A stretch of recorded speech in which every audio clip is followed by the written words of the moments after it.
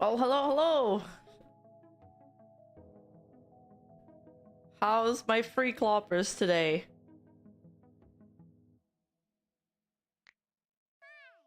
We got a really packed schedule today. So I saw some people asking for me to cover the cover quarterly reports as well today. I don't know if we're gonna have time. We're gonna talk about so much stuff. I hope you guys are ready. Charlie, Rima will protect you from horse maniacs in chat. Don't worry back, you vile demons.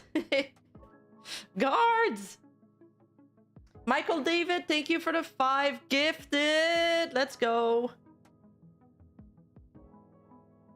I bet Rima never liked the horse meme and just had to suffer it now. Yeah, that's pretty much what happened.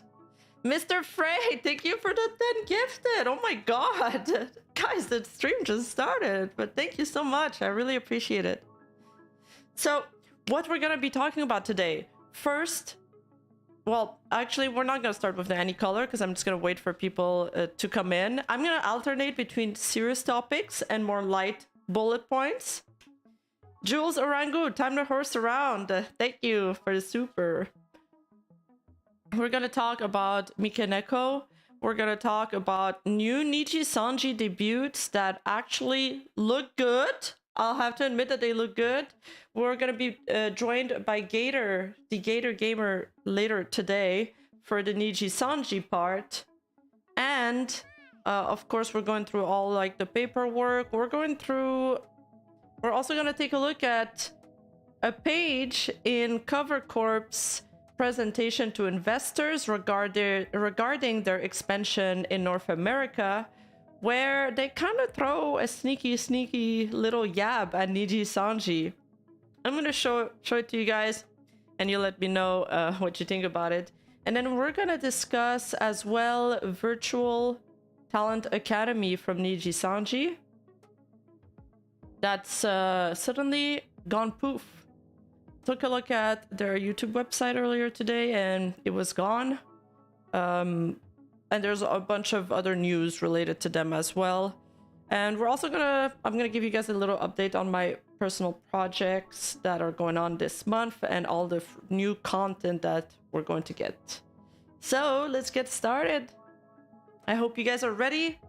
Get some drinks. Fasten your seatbelts.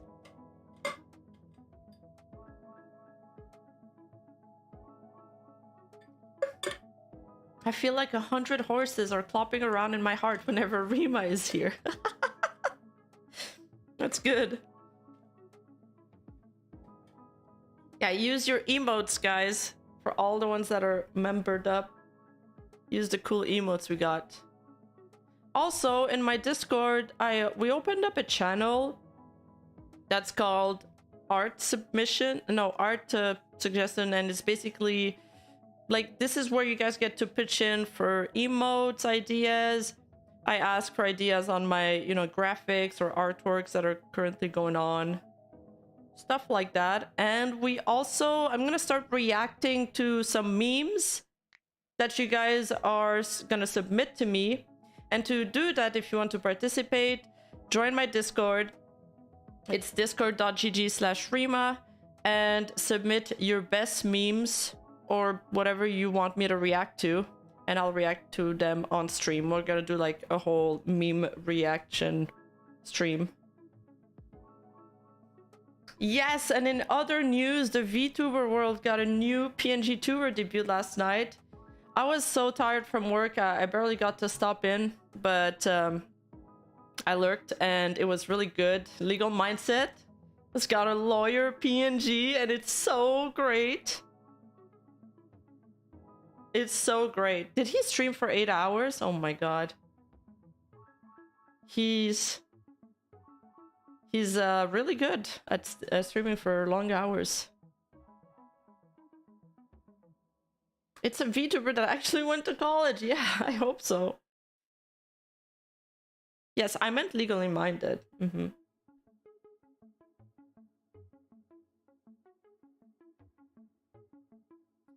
Yeah, I'm also going to have another drunk collab probably next weekend. This week's been really busy for me because I got work and stuff.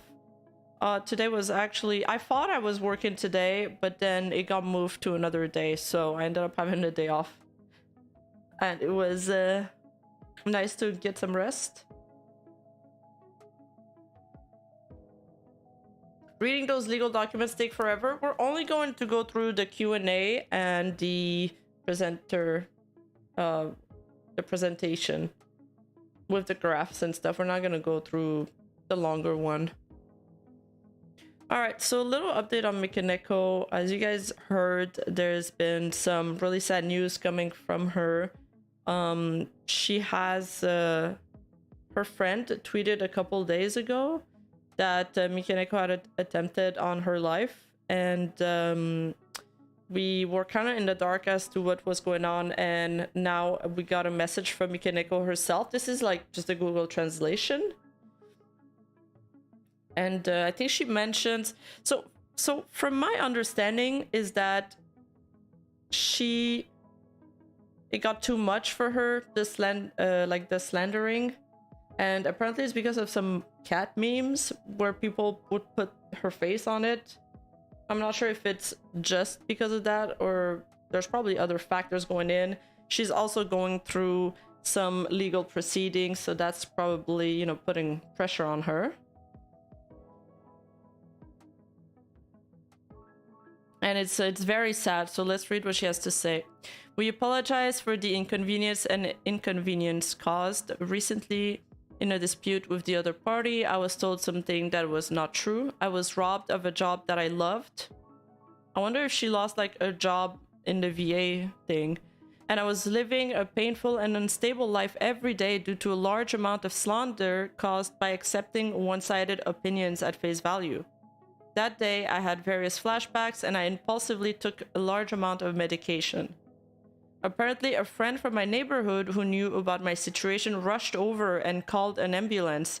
It seems that he was with her the whole time, from the time she was transported to the hospital by the doctor to the doctor's explanation until she was discharged from the hospital. I was in a daze until I was discharged from the hospital, so I'm really grateful. The hospital recommended that I remain hospitalized, but I was able to leave the hospital because I promised to see a psychosomatic, I feel like this is a mistranslation, physician the next day, and that a friend would accompany me when I returned home. Or is this just a new word I've never heard before? Please, wizard, please refrain from slandering others, including friends. It's been a long time, but since I had a weak heart, I apologize for causing the viewers a lot to worry. I'm really, really sorry for letting you down, even though you always support me. I will continue to visit the hospital and work hard until the results are obtained so that I can maintain my composure until the dispute is resolved. Since there is a dispute going on, I cannot go into details, but there has been a significant increase in slander based on speculation, based on one-sided opinions. I'm wondering if the one-sided opinions are referring to like mafu or something else. I would like you to refrain from making arbitrary statements until the matter is resolved. Thank you. At least she's I feel like she's working on herself though. And I think that's good. She seems committed. During the whole ordeal with Mafu, obviously we don't know much of what's going on behind the scene, but she seemed pretty calm. And but eventually there was probably more turmoil that we didn't know about, or that she didn't let it show. It's very sad. I think she is going to therapy though, so that's good. And she tweeted again, sorry for the postscript. I am sorry that I did something really stupid, taking a large dose of medication. It is more painful than dying, so if you are going to take medication, please don't do it. Anyway, I feel sick and in pain for a few days. I didn't want to go into too many details, but I hope I can be of some help in stopping OD. I am not the one who is trying to stop it. I think that last line is a little mistranslated. But yeah. So I probably shouldn't have opened with this because I'm gonna get demonetized now for talking about dark topics.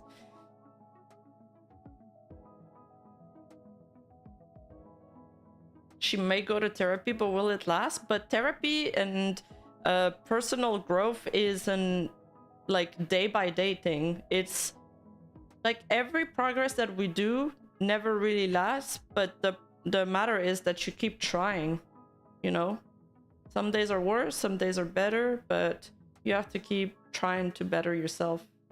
It's up and down. It doesn't just go up in a straight line like a stock market.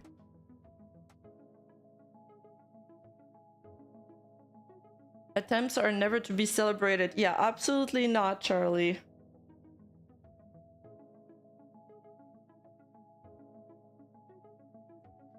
I wonder how many psychiatrists or like even therapists are equipped to deal with all the trauma that the internet gives us. I wonder if there's gonna be more specialized psychologists like Dr. K and so on.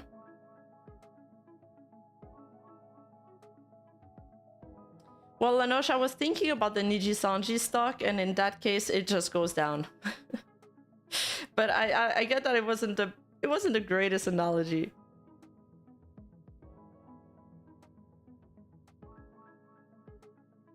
So, okay, so we also got an ex-Nijisanji liver who got some backlash. Got some backlash on social media for a post he did. Kuro, Kanon Kuro from Vshoujo tweeted, "What the fudge is a Ramadan month? Is that like a convention or?" And he deleted the post since then. He's issued an apology. I actually hadn't heard about the initial tweet. I just found out about it today when he did the apology. So some people got really mad. I think it's a nothing burger personally, but I wanted to know what you guys thought. Yeah. It's kind of a funny tweet, TBH. I thought it was funny. I remember when in comedy a lot of comedians would like go too far with their jokes and people laughed because it was funny, or they would even make fun of like other races and stuff, and people still laugh because like if it made fun of my race, I was laughing. But now we can't laugh about stuff anymore. It's just considered rude and problematic.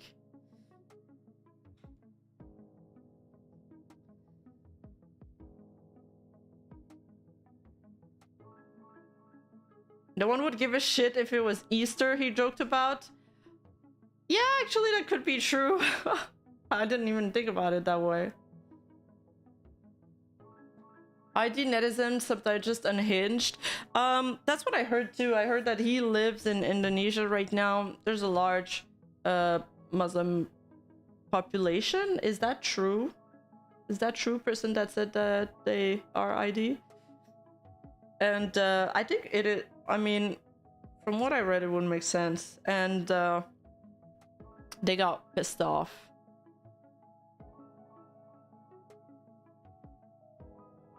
Okay. Yeah, so it was offensive to them.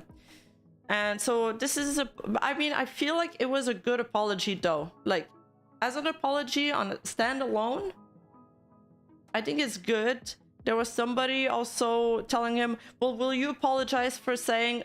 Okay, so he said actually something really funny.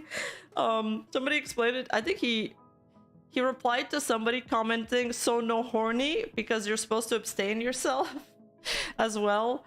And somebody in his apology reply also was asking him, will you apologize for that too? And he's like, yes, I apologize for everything. He was actually very respectful and very kind about everything. He was very patient.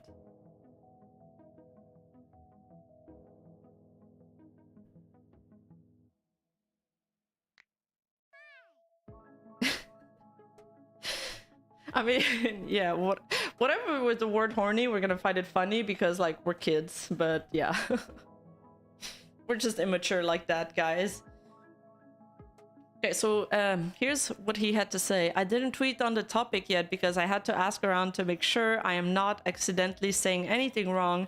As you all know, I have a track record for not thinking about how things come across from other perspectives, even if my intent wasn't like that. Mista got a lot of shit in the past, even being at Nijisanji for a few things that he said, so I feel like maybe there's also the PTSD there coming back. But I'd like to apologize for the insensitive comment I made the other day about Ramadan. Comparing it to something like a convention was disrespectful and rude, and I was ignorant about making that statement in the first place. I've been properly educated both online and offline about the topic, and I now realize how ignorant I was behind it. Wait, I was being, not behind it.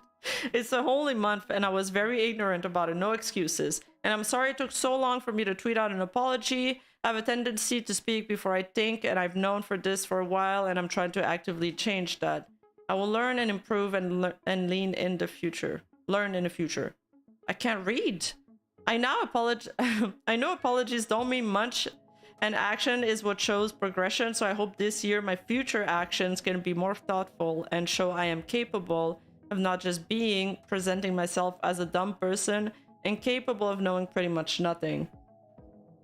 It gives me the vibes of like when Mireille asked what was baseball, and for Japan, baseball is like a religion, so they also got pretty offended. X attacked Scarly for no reason, just for enforcing her rules. They're unhinged. Yes. Yeah, well, we've known for a while here that X is pretty unhinged. Pretty unhinged. Of course, a lot of people have been hurt by the situation, and I again want to genuinely apologize one more time. If you cannot forgive me that, it's okay. I just hope for those who can that they will never experience this ever again from me. Aw.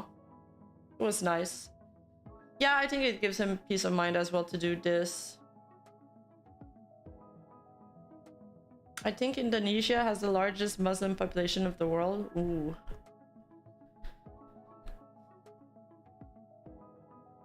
It turns out that the Starbucks thing was wrong too? What do you mean it was wrong? Baseball in GP is like football in the US, but on steroids. Steroids. I can't say that word. Steroids. At this point, who is more unhinged, Twitter or 4chan? 4chan likes to spam slurs and bad words, but if you just see those as like white noise, sometimes this, I don't know, man, there's both unhinged. It depends also what part of 4chan. Like, we interact with the VT part of 4chan, which is much more mild than other corners of 4chan.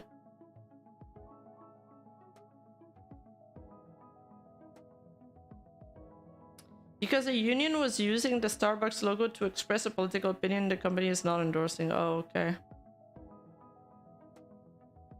It still baffles me how difficult it is for people with 24/7 internet connection to use a search engine.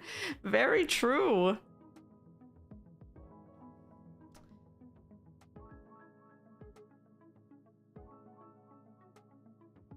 Fortune doesn't take itself seriously. Twitter does. Yes, true. Okay. Oh yeah. Update on the thumbnail that you guys picked. I should have showed. I kind of flashbanged you guys. I should have, you know, announced that I was gonna show that. But anyway, that's B thumbnail. It looks pretty good. You guys didn't pick A. Why are you guys spamming A still?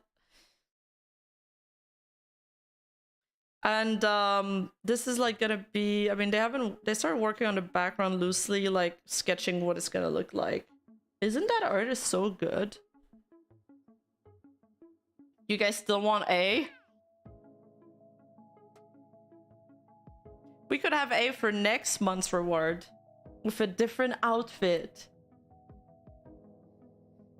Yeah, I think it's gonna look great once colored. Never forget 311 when you guys lost thumbnail A. Stop the count! Stop the count! I rigged the ballot. So this is thumbnail B. I think it's gonna look great. Good choice, guys. Sometimes I post updates in my Discord, so make sure to tune in as well. Discord.gg/Rima. Also, I saw the design for the merch. I don't know if you guys want to I don't know if I should spoil them yet. Like, or keep it a surprise a little longer. Oh yeah, and on my Patreon, I did like this parody, a super villain. So basically, I've been watching these, well, I've been watching them to meme on them, basically, these well-being guru and stuff. And I'm basically parodying those like wellness classes that people are selling online. Or there's just always these, it's always in a TikTok short too. They have like this intense music and the subtitles, and they say stuff like really confidently, and you're supposed to you know, listen to what they're saying. So I did I put a parody on my Patreon, and my editor made a trailer, and the trailer is pretty funny. Do you guys want to see it? I've actually never done something shitposty like this. So let's take a look at it. And then we're gonna go back to the news. I don't just rise, I ascend. Break free from the matrix. I struggle to sleep. Is that a cock ring? They can't have it. It's mine. Only mine. It's my precious. It's cool. It's why. Oh, why are you doing this to yourself? Scrolling through hours on end of degenerate, schizophrenic content of anime girls you will never meet. You fucking moron. To become important like me, I got you with this 8-hour-long Chuni affirmations. Command the elements, calling for thunder and lightning to smite those who oppose me. Moron. I'm the top horse. Super villain, you gotta start thinking like one. Fueled by the echoes of my own greatness. No! Stop being lazy and pathetic. But once your time runs out, your actions amounted to nothing. The dollar bills. Anyway, if you want to learn how to channel your inner alpha super villain, subscribe to my Patreon. All right, moving on. We escaped from the... No, not again. How do I skip slides? All right. Also, tomorrow we're premiering a new video on Iron Mouse. Woo! Make sure to tune in at 1 p.m. In the Discord, we're also gonna have like an event like we usually do for the premieres. I'm glad you guys liked it. I don't know what to feel about my life now. I'm sorry. But yeah, Iron Mouse has actually a really great story. I hope you guys like it. It's a lot more positive. I mean, but also like bring tissue because it's probably gonna make you cry. I cried a lot while doing it. Oh yeah, and remember how one of my big videos was on Mori Calliope? I don't know if y'all watched it. But basically the whole video that I did was how every time Mori Calliope comes out with a new song, people have to dunk on her online. And they did it again. Lord Commander, thank you. Thank you for the super. You're broke. You're fucking poor. Rima Evenstar. Next, yeah, my alpha super villain affirmations are actually 1 hour long, and what I like to do is like I like to wake up in the morning, listen to them, you know, hype myself up listening to them before going to a meeting or something important, and then I go to sleep listening to them as well. So yeah, worth it, I swear. But yeah, back to Mori Calliope. She's doing the soundtrack for like the anime version of Suicide Watch, and people are coming out. The usual suspects are coming out after her again. She gets so much hate for... They're all nothing burgers, like, actually. Did I say watch? Or Suicide Squad? I mean squad! No, I didn't say that! I didn't say that! No, no, you guys heard wrong. You guys heard wrong.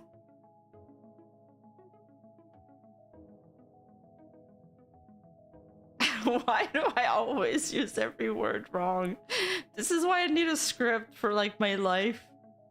No, I don't know if I should read this comment out loud.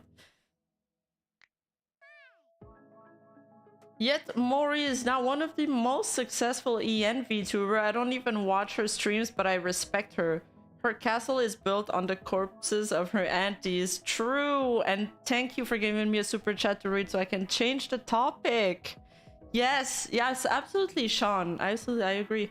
I feel like she's past the point of caring now, and she's just too high to see them or even hear them.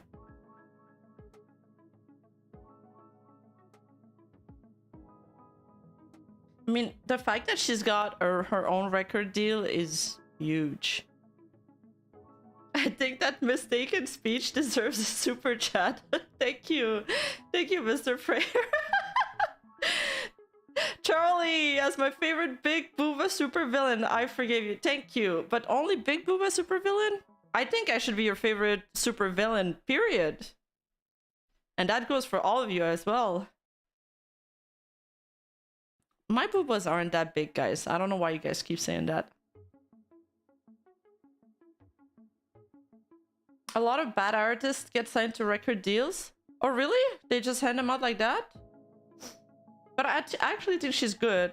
I think if you're able to like write your own song and produce your own music, you probably have like a lot of mastery and a lot of song knowledge that other people don't.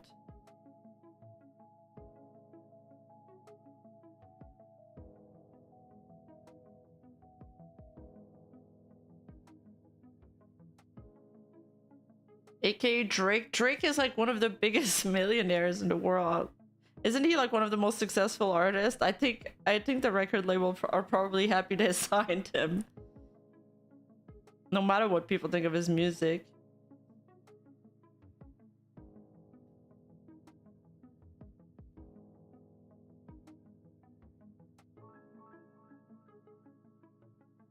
Doesn't mean the stuff is cheap.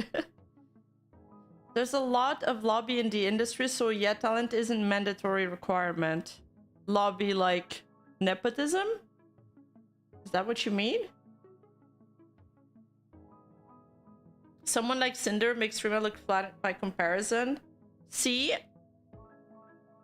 My boobs aren't that big.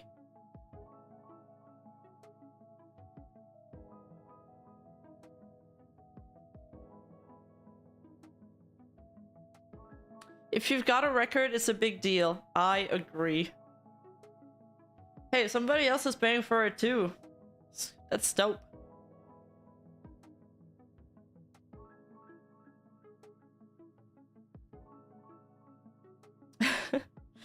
At least Rima picked Tate, the guy who pretended to be a cam girl to take Demi's money, and not John Goldman, aka Murphy or Captain Zingbird.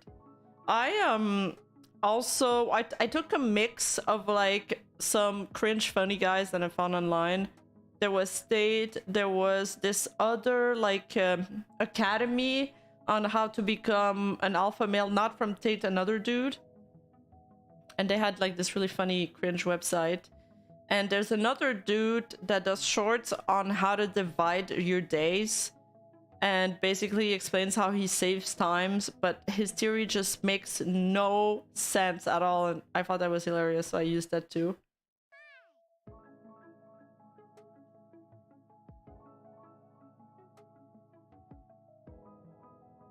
Oh, you're talking about industry plans, but I don't know if he's talking about... That's what he means when he says lobbying.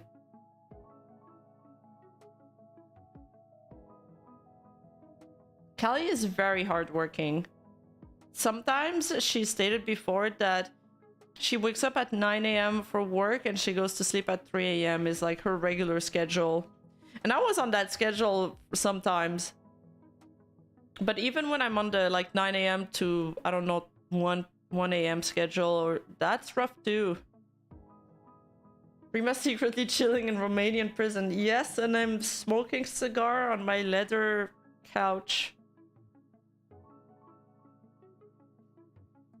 Kali's way of rapping is very popular in the Japanese music sphere, so when it goes out the algorithm, she gets hate for whitewashing. Oh, okay, because people don't like because she's not a native Japanese. I see. But how about these people maybe like stop talking and just get productive? I don't know. What's the point of complaining online? It feels to me like just a waste of time. Nan, I'm Asimu. Kali is hard work. It's just sad to see people hate her. Yeah, I absolutely agree. I feel like from all the EN girl, I'd probably have more in common with Kali than the rest. I relate to her a lot. The point of complaining online is to waste time. Yes, exactly. So you don't have to do your productive stuff. That's kind of smart. Maybe I should start complaining online more, so I can skip out on I was gonna say horse. God damn it! On house chores.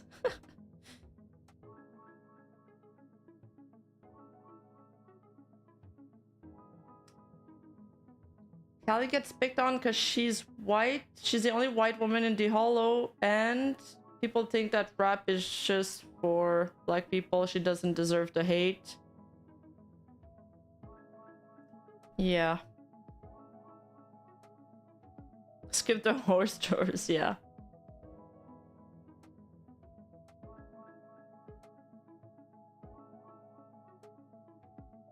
I don't know exactly what's each girl's nationality, so I'm not sure. I mean, I guess Eminem also got that hate. Oh, Gator says she's not the only white girl in Holo Ian.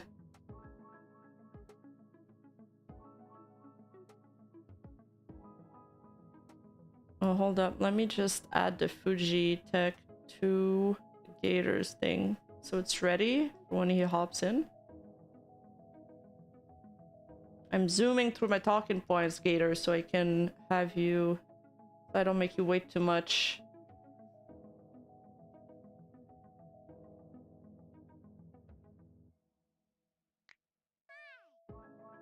People complain because it's easy to draw attention on the internet.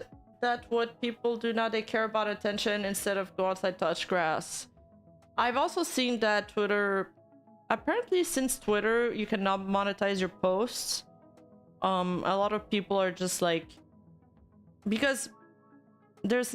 Everything that's negative is always going to attract more attention. So they kind of bait like that. But then again, it's like... Some haters are just Twitters with like 200 followers. I don't even know why they bother to tweet at all. Charlie Spur, chat, you ruined her. She can't get the horse out of her head.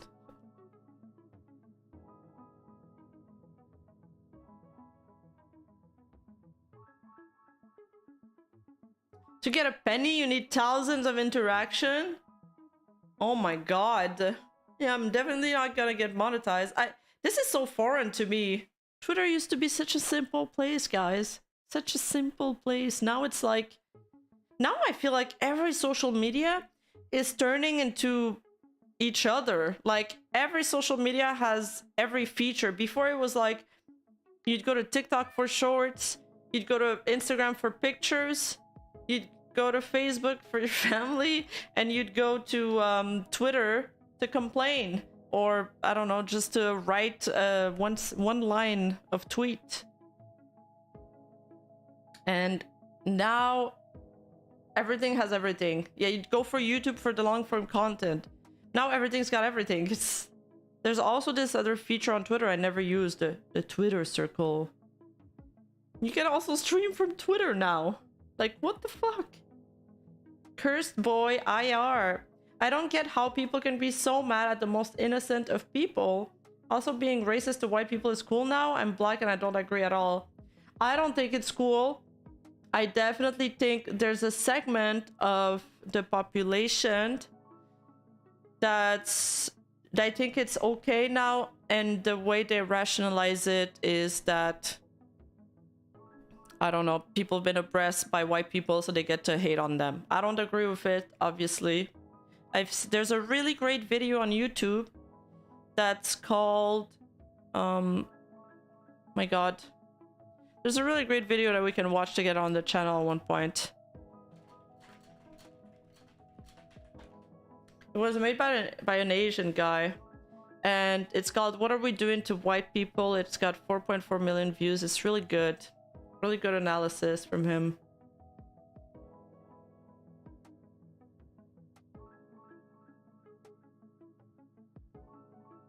There's also so much bots on Twitter now. Like if you click show more, it's always these people advertising these OnlyFans accounts. It's cool if your name is Uki. Charlie Spur. Thanks for the super chat. Have you guys seen... It was like Bebe, Annie TF, and... Crap, another girl. I also... That was the first time I saw her, but she's also really cute, Vtuber. They were reacting to that Uki compilation. And even them were like, no way he said that! Annie's so cute, man. I love Annie.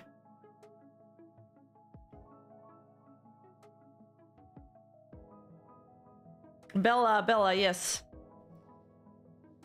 She's an illustrator, I think.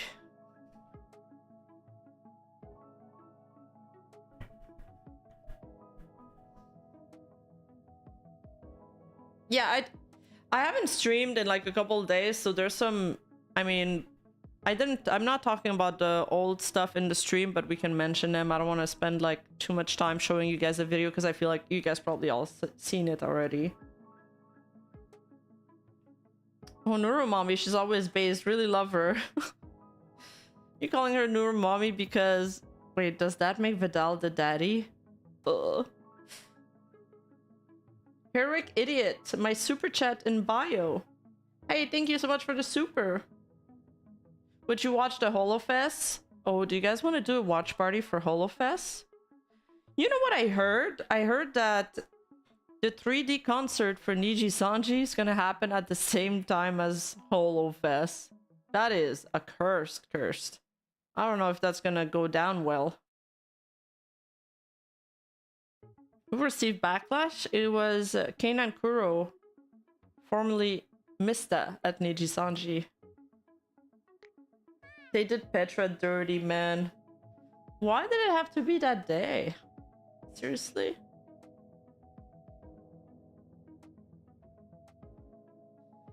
I feel like they probably didn't even give her a choice.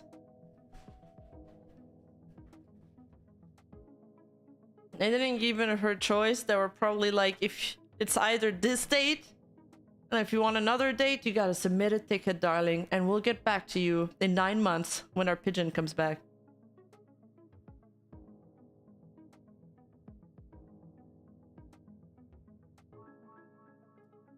Hey Rima, thank you for your videos. I never get to catch your stream, so I wanted to use the chance to leave a comment. Oh my god, thank you so much.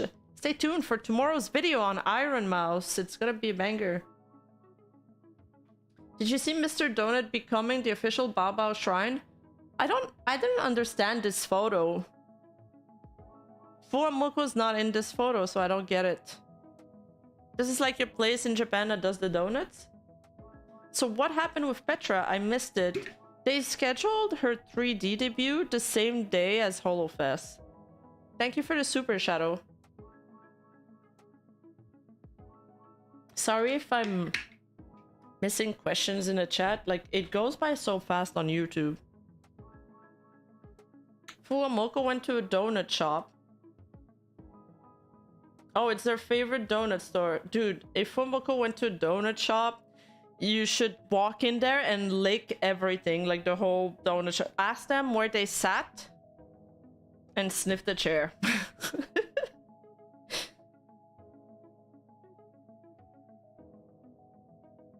Now everyone is ordering Bond rings. There's a huge line out the door like every day. Because of Fuamoko?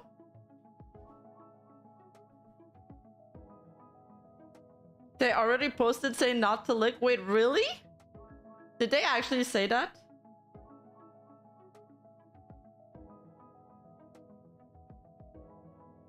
People warn not to lick. Yes, and people already know where the spot is. Oh yeah, I know about the piece of fried chicken that got a 3D. Anonymous man, Rima, you okay, girl? I'm okay, man. Thank you.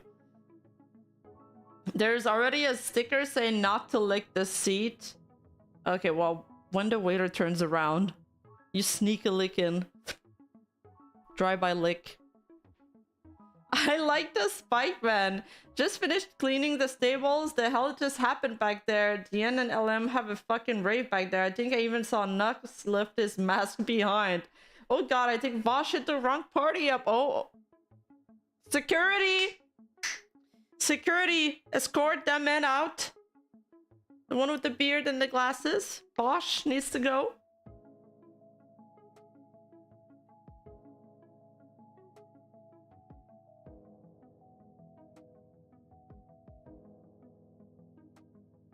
Cavalry charge! By the way, the cavalry did... I was thinking about it, and if the cavalry either had to like attack somebody, we'd probably just trample them, like the Attack Titans. You know, like when like Eren starts the rumbling? That's us! We're the cavalry.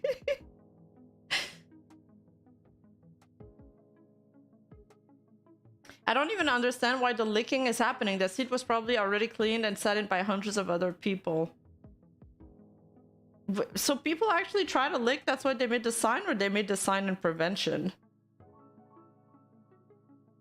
Rima, did you see the long lines of horror strokes in your Discord this morning? No, I didn't see it.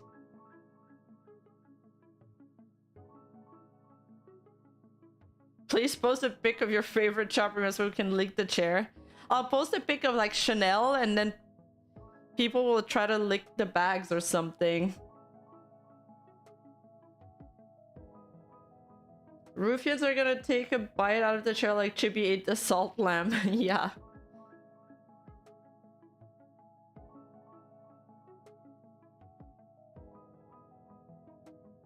Imagine watching this CCTV footage of people licking chairs.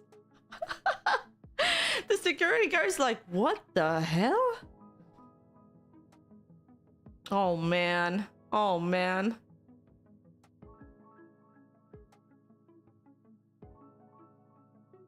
Security needs a raise, yep.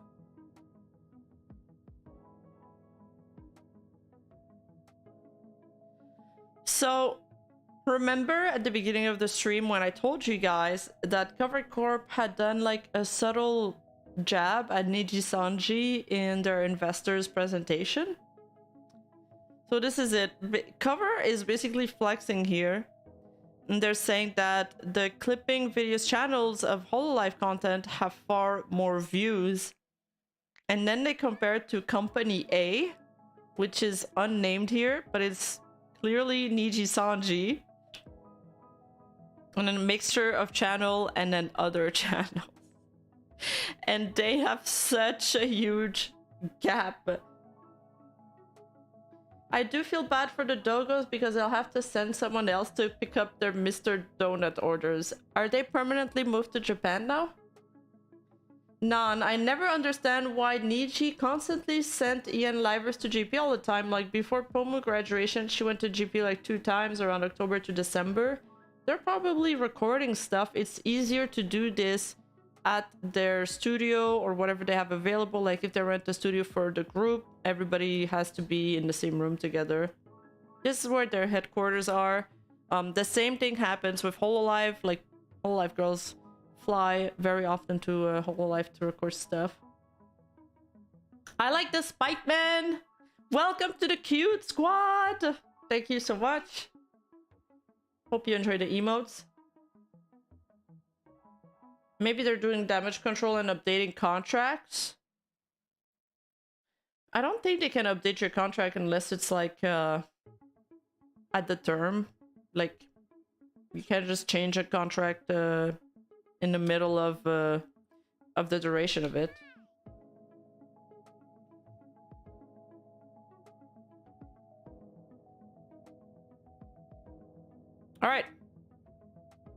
And now it's the Q&A Nijisanji time. So let me get Gator in here. Gator, are you ready? Shuriken, there's probably a provision for such in every contract. Oh, really? They can. It's called an amendment, and you agree to it by default. Oh, that's the amendment part. It's so that they can change the contract. I didn't understand that part from the amendment clause. I thought it was for other things, but not that. Yeah, so Riku Tazumi has done an investors Q&A. We read the one last stream that I did, not the very last stream, but like one recently where we read the ones from 2023 Q2, and I think this is Q3.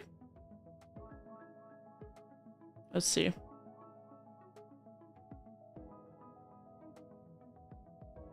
Yeah, this is the third quarter of the fiscal year ending in April 2024. So we're gonna read that together with Mr. Gator. Legal mindset is sleeping, unfortunately. I'm gonna call Gator.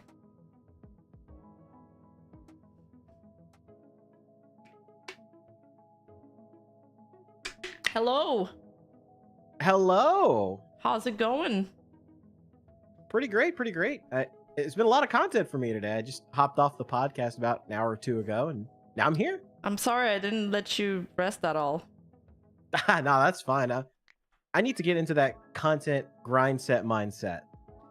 So what do you do usually? What's your content routine like? Primarily, it's the Anime Boomers podcast. So me and my co-host Spooky, we invite people on. We talk about anime. We talk about video games, culture stuff. Cool. Typically, you know, there's a little bit of drama in there, but you know, just because that's kind of the world we come from. Not between you guys, but you talk about drama.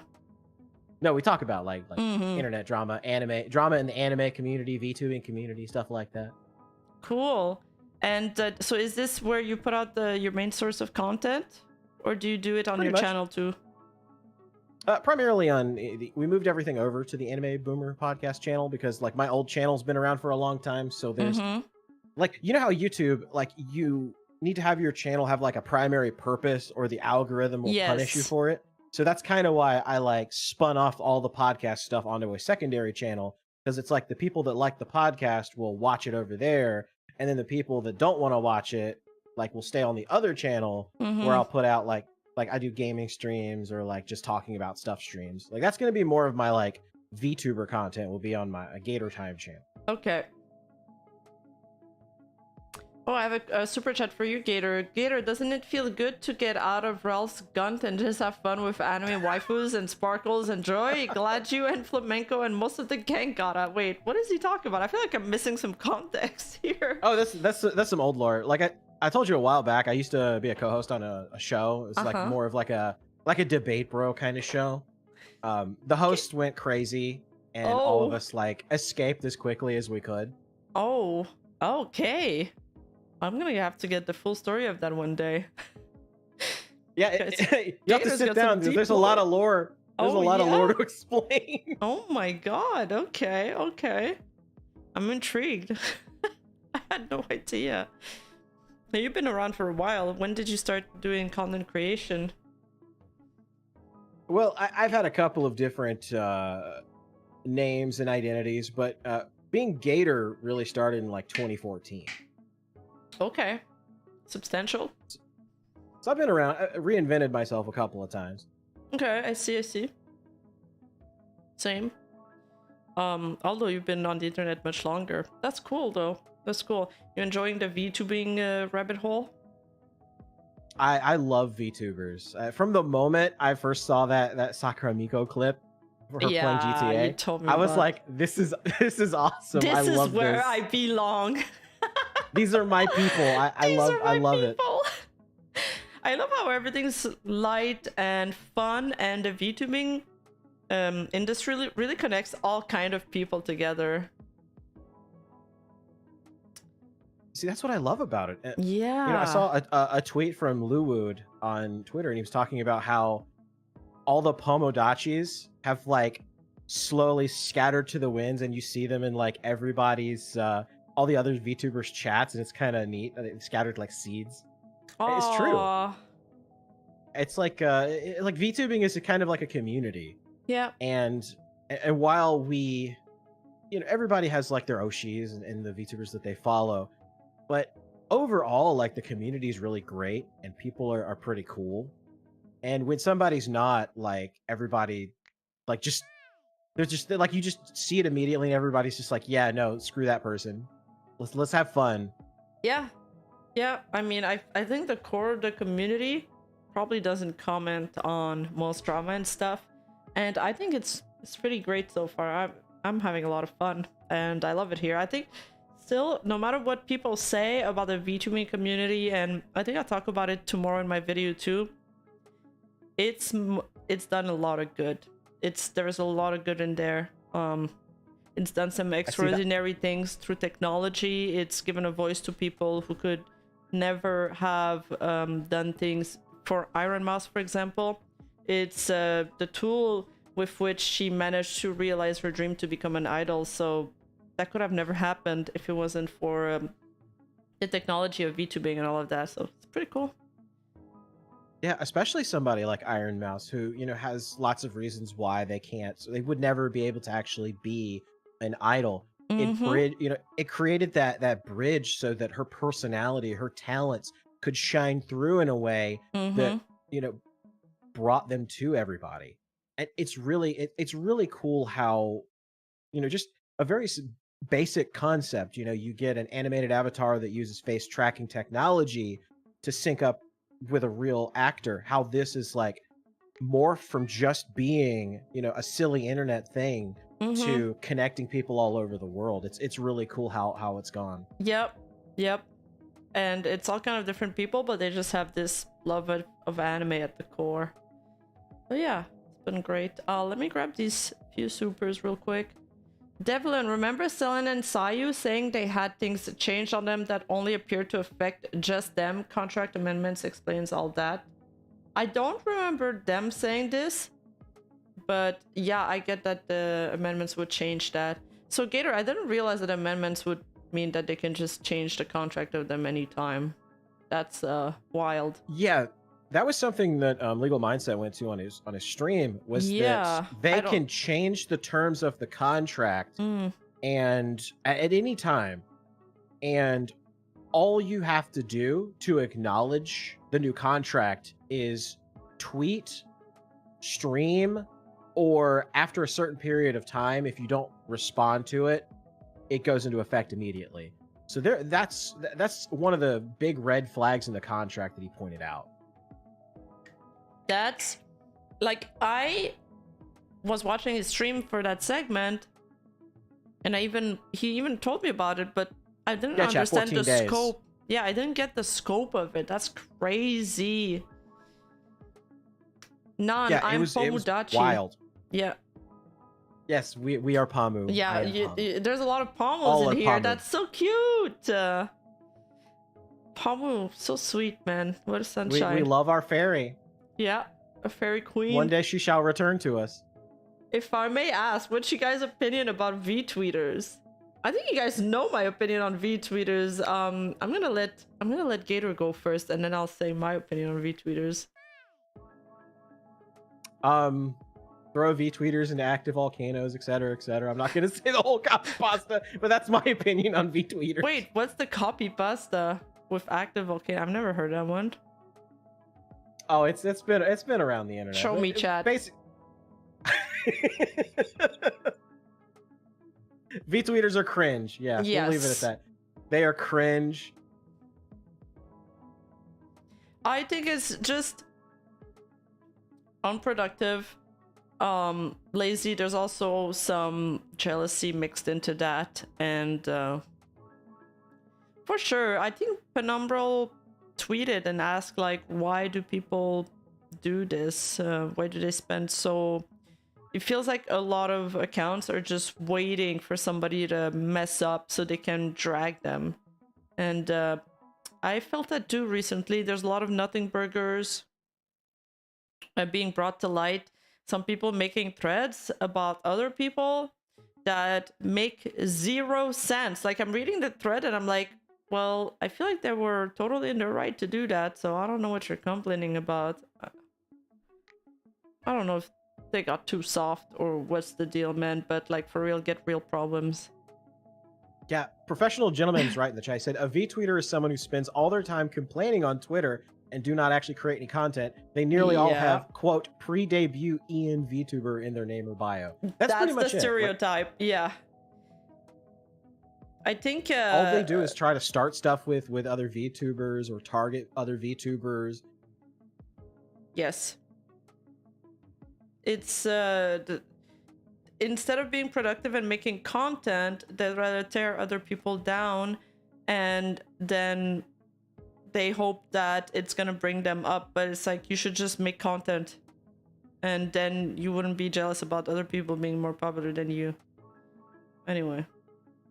Exactly. And this is kind of this isn't just unique to VTubers. Like every niche niche subculture on the internet has the V-tweeter problem, because it's a lot easier to destroy something than to create something.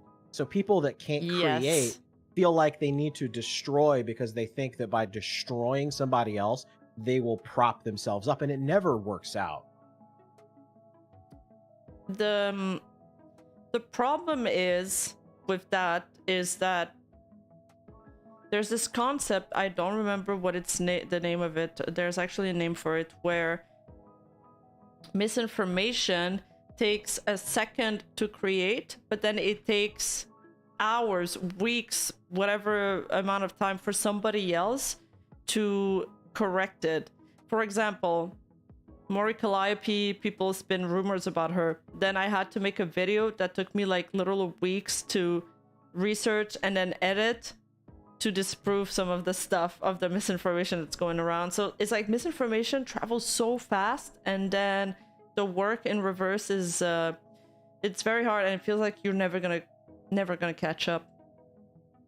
Anyway. No, because it's far easier to create a sensational lie. Because everybody will say, oh, is this true? Is this true? And it'll spread so quickly and so fast, and everybody will see the lie, that by the time the actual truth comes out, people just believe the lie. Yes, exactly. It's terrible. I wonder if things are going to take a turn on that. Lord Commander says... Yeah, oh, go ahead. I was gonna say, it's tough because the way the internet is. Because you get that instant feedback, that instant means of communication. So it's really hard to, like, once something is out there, even if it's not true, it's tough to take it back, because the internet is forever. It's always going to exist. Someone is always going to believe it and then say the lie. Then other people are going to repeat it and just assume it's the truth. I feel like that sounds so awful on paper. It's kind of like we live in a dystopian society. I keep saying it, but it's true. We kind of do, in a way. You mean people would do that? Just go around on the internet telling lies? Oh, yeah. Okay, let me grab these supers and then we'll start reading this thing. I have altered the deal. Prayer, do not alter it any further. Says Riku. Thank you for the super. I like the Spike Man. Weird spider web, but Ken, Ashcorp, Adam, Warski, Gator, Metacore, Pippa, Project Melody, Rackets, Legal Mindset, Rima. Do we all have a connection somehow? It's crazy how things, I mean, Pippa intersects with so many parts of the internet. She's like a rabbit hole intersecting with other rabbit holes. And that's why we love her, because she crosses genres like nobody else. Are there V-tweeters who aren't mouthy asses? Probably, but we don't hear about them. I think V-tweeters has a negative connotation. Lately they absolutely. Yeah. Lately they show up a lot since the Nijisanji incident. Go around, find a different reason to attack the other Nijisanji EN liver. It's kind of sad, not gonna lie. Yeah, I feel like V-tweeters go around attacking Nijisanji livers, but also Hololive live. They attack everybody. They attack a lot of large indie VTubers too. like the Hogwarts Legacy thing was primarily fueled by VTweeters. Yes, and some of them have pretty large platforms now. Unfortunately, yeah. There's also journalist VTweeters as well, so. Moving on.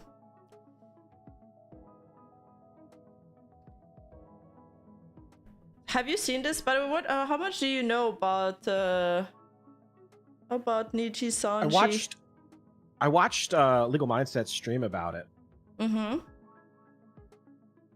And the interesting thing about this is before Selin. Like this is before those graduations in particular. So this is just the third quarter financial results for last year. So that precludes anything that happened after I think about what, like October maybe? So what happened during that time event-wise? This is October 2023. Did they had the Mista graduation and the Nina one around that time? And yes, I believe so.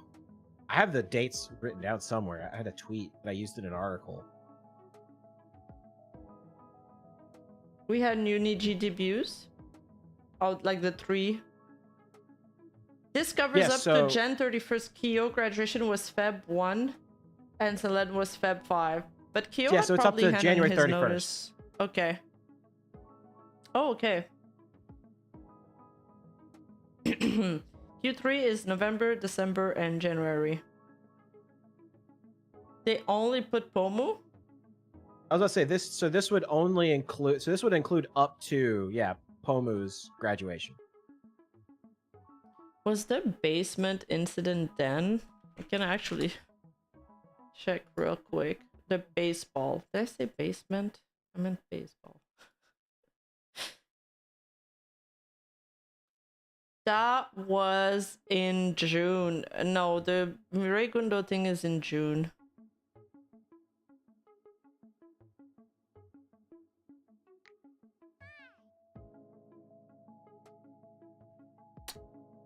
Should we start actually? Actually, let's start with this graph and then we'll go over the Q&A.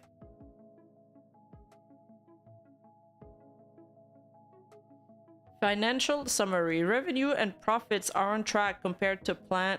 Oh yeah, the other big thing is that the revenues are basically down 40% from that was last year. staggering. That was staggering. Yes. It's really, really bad. And apparently there's a safeguard on the Japanese market that makes it so it was capped and they could have fallen even further. And right now it's closed because they're 24 hours of the weekend. Yes, it's closed on the weekend, but it's going to open up on Sunday. And I'm really curious what's going to happen. But also, because of that, the Cover Corp stocks are also really down. I don't know if it's because of that or also because Cover Corp's estimation of how much they would earn were lower than expected, like by like 10%. So that might have also affected the stock. Yeah, and like Legal Mindset was saying, the options, right? Mm-hmm. Like that, they've already kind of maxed out their liquidity. Mm-hmm. So there's not a whole lot that they can do about this, except I guess put a better product on the internet. Yeah. That's about the only thing they can really do at this point. Yep. I wonder what they're gonna do. What do you think they should do to fix this? Like, what are their options? There's I'm of two minds about this, right? Because one thing is to publicly acknowledge their mistakes, and like they sort of did that with the Riku apology, but not really. I think that if they personally apologize to Doki Bird herself, I think that could go a long way towards like mending fences a little bit. Are you talking about a personal like in private or a public apology?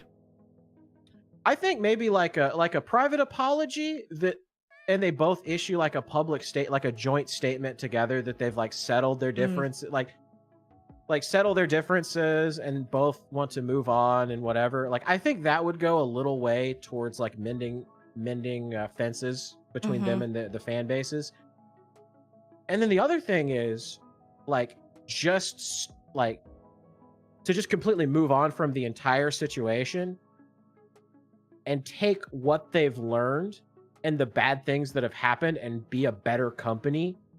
Give the livers bigger cuts of merchandise, give the livers more money, give them better support, better managerial staff, and watch them like a hawk, and ensure that if situations do arise, that they don't just sit neutrally and say, "Oh, you two like, fight it out, whatever. We don't care. We'll side with whoever wins." And actually mediate situations within the company. I think that's the biggest problem to me that stands out, is that they need to mediate situations. If you like, let's say like Alira and Selen, right? Like if there's a problem there, they needed to have mediated the situation, talked to both sides, and been like, okay, like you guys don't have to like each other, but you guys are coworkers. You have to work with each other. Oh yeah. Like leave the mean girls stuff at the door.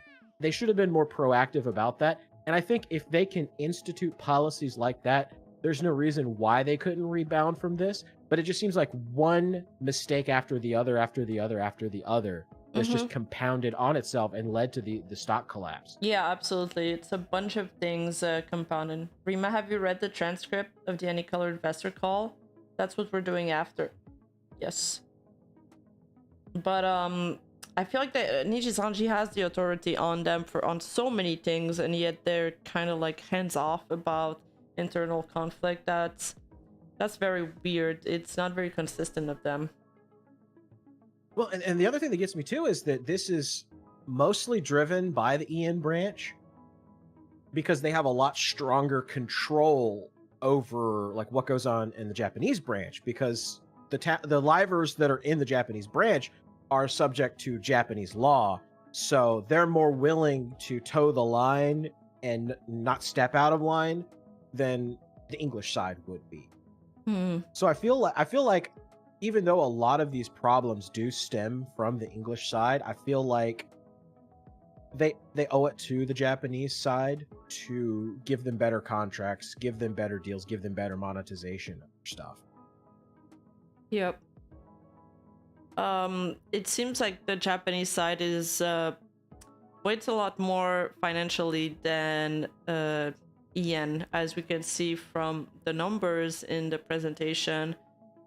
Also, the EN revenues have dropped significantly from the expected results. So I wonder if the investors can put pressure on Nijisanji to just close off the branch, and if they're doing that, it's worrying.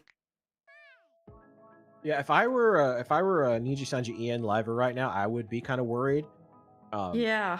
I feel but bad I don't for them. think they'll. I actually do, because there's a lot of good look. Like There's I a know lot of good we people crap on the still. company. Yeah, we do. crap on the company, but there's still a lot of good VTubers at Nijisanji that like, and I hate that this has happened, that they have to experience this, they have to be a part of this, because there's really good people there that don't deserve to have to go through this. Yeah, they don't. Niji But I don't think folds all branches into Niji GP. Yeah, they've done it in the past. And they may do that. They may do that. They may end up doing that, because they folded all the other branches pretty much. Yep, they did. And so that may be their solution.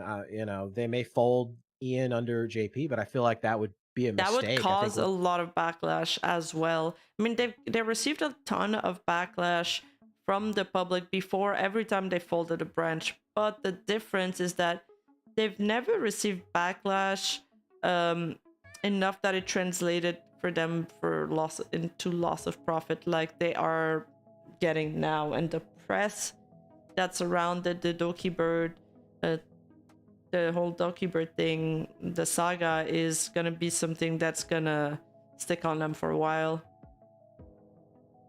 Yeah, I think this is a stink that they're not going to be able to just easily get rid of just by ignoring the situation. I think they have to show to the VTuber community, VTuber fans, that they're making changes in the company to better the company so that these sorts of situations like with Doki Bird don't happen, and so that talent are supported like we support them. Like we love our Oshis, we want to protect our Oshis, we want their companies to protect them too. Yep. And that's what I want to see from this document. I want to see some kind of acknowledgement, or I want to see a roadmap into how exactly they're going to do that. That's why I'm curious to read those documents and see if they're stating any kind of projects that are upcoming, or is it just going to be, you know, vague promises? I think they really need to kind of copy what Cover's doing. You know, Cover's launching Cover USA. I think they need a US, like a physical location in the United States, like Any Color USA, where that serves as kind of like a central location for Ian talents to go to. That'll have like studio facilities, streaming stuff, like the whole, like everything. They just need to copy what Cover is doing, but also copy Cover's ability to have really good managerial staff that like actually like helps the talents and guides them, and you know, like the revenue splits, like, you know, they just need to copy Cover at this point. Like it works. What they're doing is working. I don't think they'll ever copy Cover. They have two different business models, and I think they're gonna stick to their business model that's worked for the 2 or 3 first years of their like inception. But I think there's even if they do want to stick to this model, I think there's a lot of other areas they can improve on. And so the way they're kind of explaining this loss of revenue here, they're saying that well, first they're like saying the pros, right? They're like, online ticket revenue for December's Nijisanji festival was higher than expected, confirming further momentum for Nijisanji.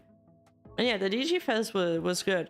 But then they said promotion, fewer large projects in Q3 due to concentration of VTuber resources on Niji Fest, but steady buildup of pipelines in Q4. So I think they're saying that because they had the Nijisanji festival, they just did less stuff. And I wonder how much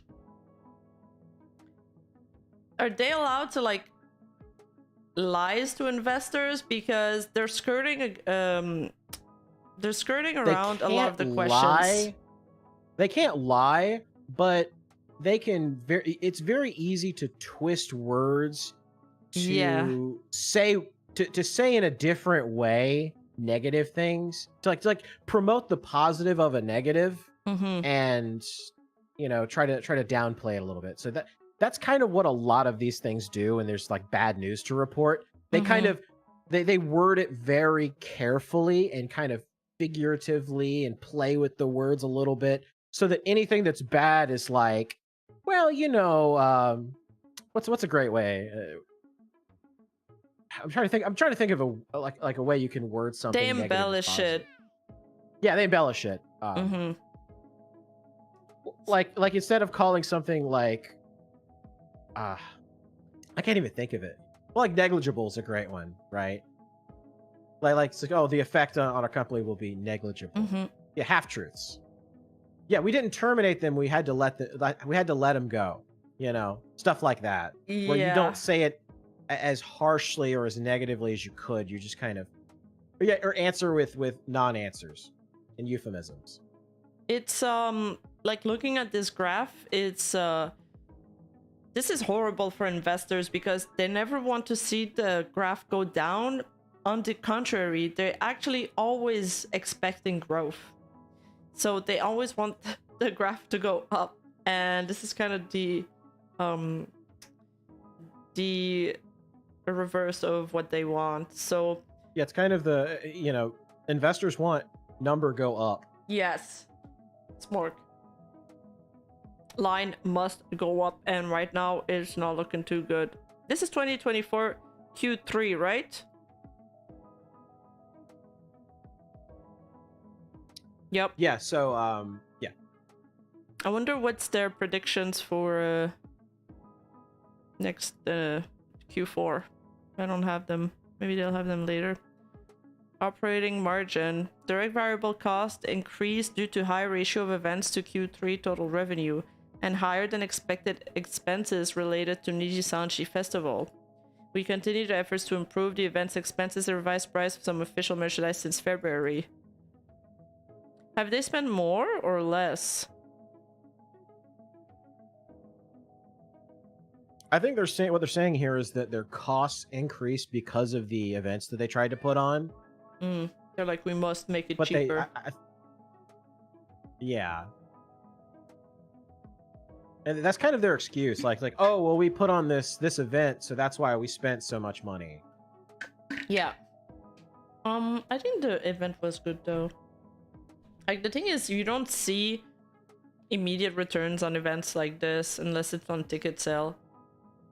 But at least and there's a double speak there. The we continue, you know, we continue to like try to like improve revenue or whatever it says. Revised prices of some official merchandise. That's a fancy, like, nice way of saying they increased. They're boosting the price, yeah.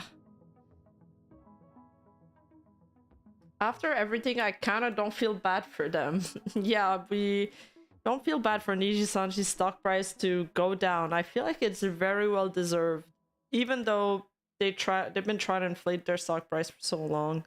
Now they can't do it anymore. They use their one free life, and they're in basically the red. they're the option selling. They use the option selling, and that, you know, you can't just do that all the time to fix any problem. Yeah, it's not a band-aid. But their Any Colors accounts have gone up. During Q3, there were 3 new debuts and 1 graduation. Why did they say 1 graduation? I feel like, wasn't Mista and Nina in there too? No, that was the previous quarter. Oh. I think the only graduation that happened because it's November, December, and January, I think. And I think only Pomu was the only graduation in that 3-month span.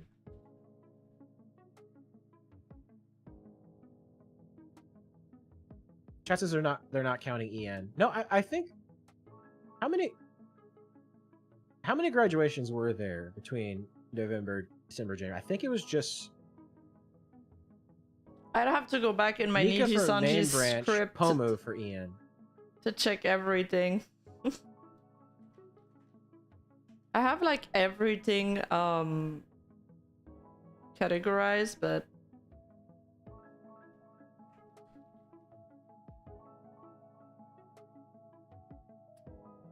let's see.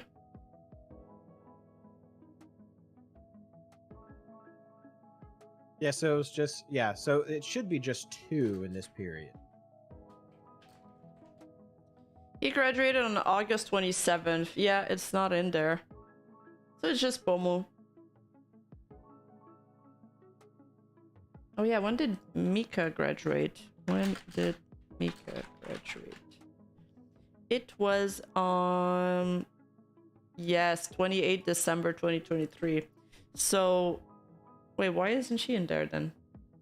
This is for all Nijisanji, not just Niji like chat was EN. saying, maybe they're just carrying... I was about to say, maybe they're just counting the Japanese branch. Oh, and one graduation from Nijisanji EN, and they just left out the ID. Oh yeah, see there it says, yeah. There were 3 new debuts and 1 graduation from Nijisanji Japan.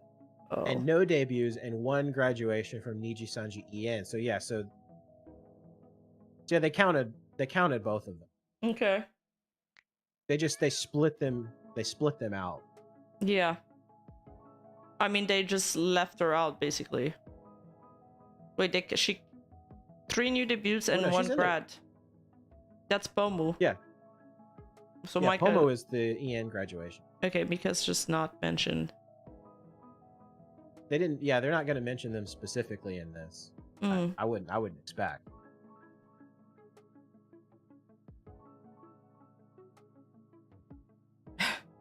Yeah, okay. Yeah, someone in chat noticed the employee ratio is really bad. It is really bad. Look so Okay, so this is the amount of employees that any color has, 388. And do you guys want to know how many Cover Corp has? It's 418. Cover Corp is a smaller company with less VTubers, and they got more employees. How? Well, it's because Cover Corp has a lot of people, not just in like managerial positions, but also like managing like day-to-day operations On the ground, and, like, in the trenches. Yeah, in the trenches on the ground. You know, people that are actually working with the VTubers, and they're not, you know, making what did he say, like the $7 or whatever, $7 lawyers. Listen, this is the only way Rikutezumi will sign up on these hires, is if they spend $8 or less on them. Considering the commerce and event schedule, Q4 results are expected to be the largest of the quarter in this fiscal year. Really? Focus on IP development and content development for stable growth over mid to long term. That is one bold claim, and it looks like the investors didn't have trust here. I guess they found Riku's statements to be negligible. Yeah. Progress during... What does FY stand for? Anyway, IP development continues new debut of FY VTuber. is fiscal year. Oh, okay. Each 3 debuts from Nijisanji in November and March total 6 debuts, and each 3 debuts from Nijisanji EN as well in June and October. Total 6 debuts. I love how they're just naming every new debut, but they're not mentioning the graduations at all. Well, see, that's how you spin something from a negative into a positive. Yeah, well, yeah. Is they don't necessarily have to mention, like in the forecast for the next quarter that there were graduations, they wouldn't have to admit that until the next, the next talk with the shareholders. And they got a new debut, by the way, like just a few days ago. We're gonna take a look at them later. So content development. And I expect they'll double down on debuts. Yes. Because Nijisanji's strategy has always been to like flood the market and see what sticks. So I think I would expect in the next like 3 to 6 months that they will probably debut a lot of new VTubers. I think so too. Especially like English. I think because like Legal Mindset mentioned the fact that like they're really tapped out on the Japanese market, and the Japanese market is going into recession. So there's going to be a limited amount of money, viewership, fans, merchandising that they're going to be able to push. They're really going to double and triple down, I think, on the English side of things. So I wouldn't even be surprised to see like by the end of the year 30 new VTubers on the English side. Well, they gotta make up I for think the ones that are gone. Yeah. I think they're gonna go ham. They're gonna like it's gonna be something crazy like that. And I don't think they will grow the staff to accommodate it. I mean, yeah, Chad, I'm being a little facetious with the 30. I don't think it'll be exactly 30, but it's gonna be a lot. It will be in the double digits for sure. They're saying that their VTuber groups are performing well. We saw last time that I went over the statements that they are putting a lot of emphasis on the VTuber groups. So that's kind of like the way they brand the people together, and then they have them sponsored or take part in like events or merch. Right, like Lazulite, Etheria, exactly. etc. Yep. They put them into like their and of course, you know, Hololive does this too, like Advent. Yeah. All of those. Yeah, so and they're also claiming pretty standard, but it's smart to do it that way too. Because it's like a group. It's like the group effect.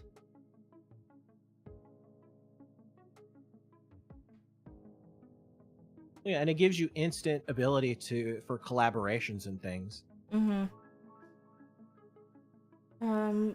they're also finally launching their official program of content on YouTube and live event, like Riku did say. It just took them like... When did Niji EN even get founded again?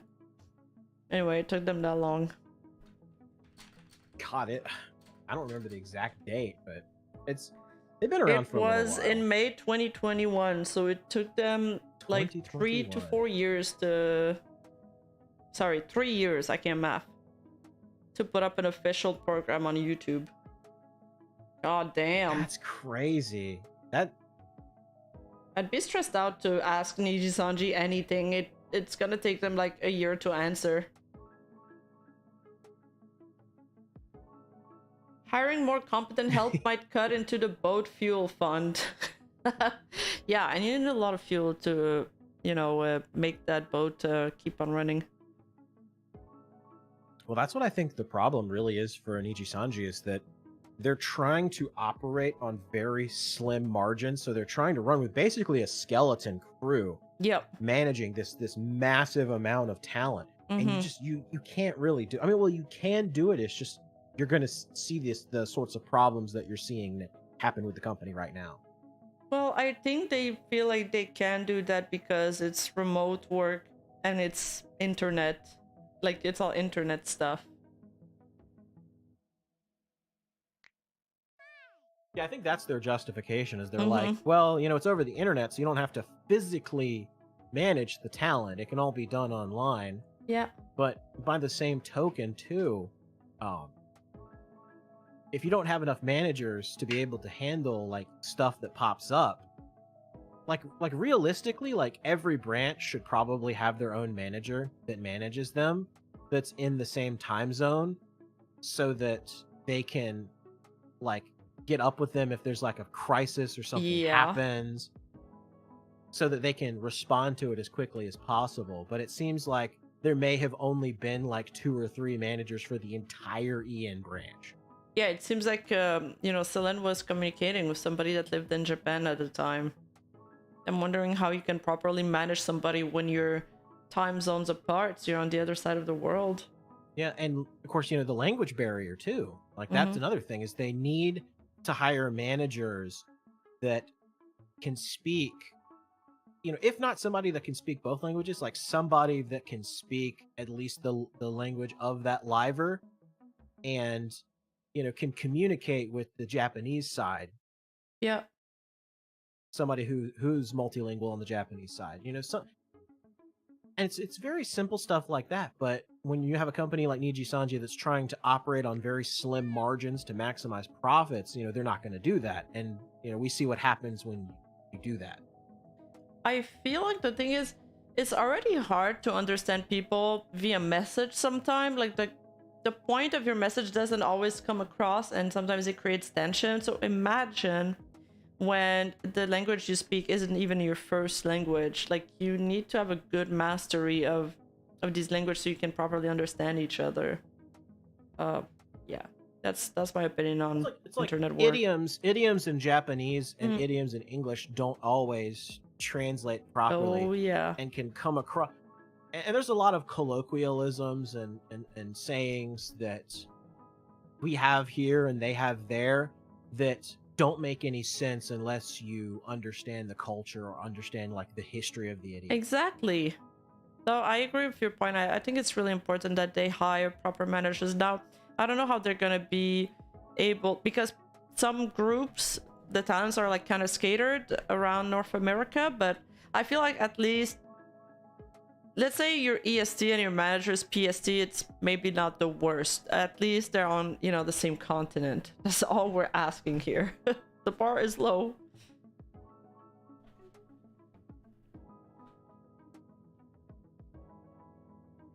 I think certainly, like, within like 3 time zones max, I think is probably like it. I wouldn't say that's a very high bar to me. I think that's like a really low bar. But it's something they really need to do.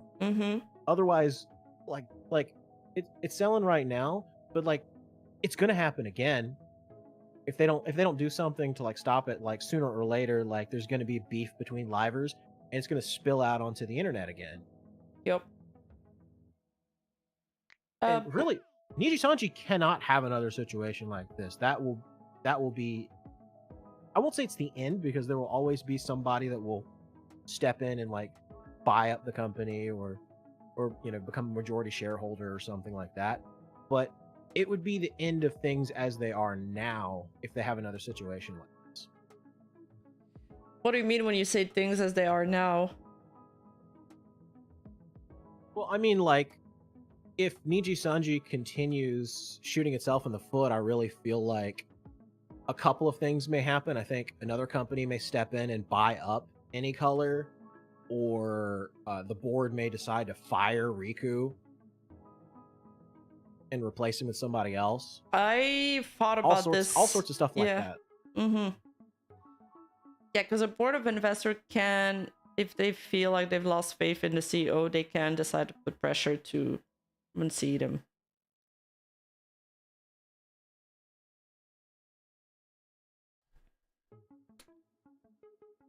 Blade, if Niji would take it serious in EN, mention of the apology, more or less they need to take care more of the EN talents and least retrain higher English managers, especially need to learn international laws. They have cash. Oh yeah, they do. And I agree with the especially need to learn international laws and abide by them as well. They need to understand, if they want to do business in the West, they need to understand how the working culture there, and they need to understand that some stuff, it doesn't work like that. Jim wants in. Thank you for the super dash napalm. Rue Shady, hostile takeover must happen to secure Niji future. I mean, it could very well happen, especially we're gonna see what happens with the stock on Sunday, which will be Monday in Japan. So we'll see what happens. I mean, if it continues falling, there may be talk about ousting Riku or replacing him, or another company may, as the stock price gets cheaper, it gets cheaper to buy. Yeah. And there may be a company out there that would be interested in, certainly the intellectual property that Nijisanji has. And some company out there may look at that and be like, well, we could take this and we could really make something out of it. Mm-hmm. And that could be also dangerous for the livers, because we don't know how, we've seen it before with companies buying other companies, and they just dismantle everything that's not productive. They haven't... Yeah. They don't need to keep it, they have no obligation to. They're just going to keep the parts that are earning money. That are profitable. Yeah, if I were a liver working at Nijisanji, that would be another company coming in would be the absolute worst case. Like you would think, oh, another company is going to come in, they're going to buy it up, and they're going to fix all the problems. No, what they're going to do is they're going to go line by line, item by item, go over all of the company counting. Mm-hmm. And they're going to look at the situation, and they may not have the same philosophy that Nijisanji does of, let's have a ton of, let's have quantity over quality. They may say, okay, we can cut out like half of the livers and, save all of this money on production costs and all this other stuff, and, reinvest that into like merchandise and double down on merchandise or whatever. They may do that. You never, when another company comes in and buys out another company, you never know what's going to happen. Nope, you never know, and no one's secure. So Riku Taizumi probably still has majority shareholder, though. I would assume so. Mm-hmm. Watch the internet crowdfund to buy out Niji. It would be glorious. That would be so nice, though. The internet buy out Niji, so they can protect. Hear how to make Niji better. Let Yago nice have dream. Them.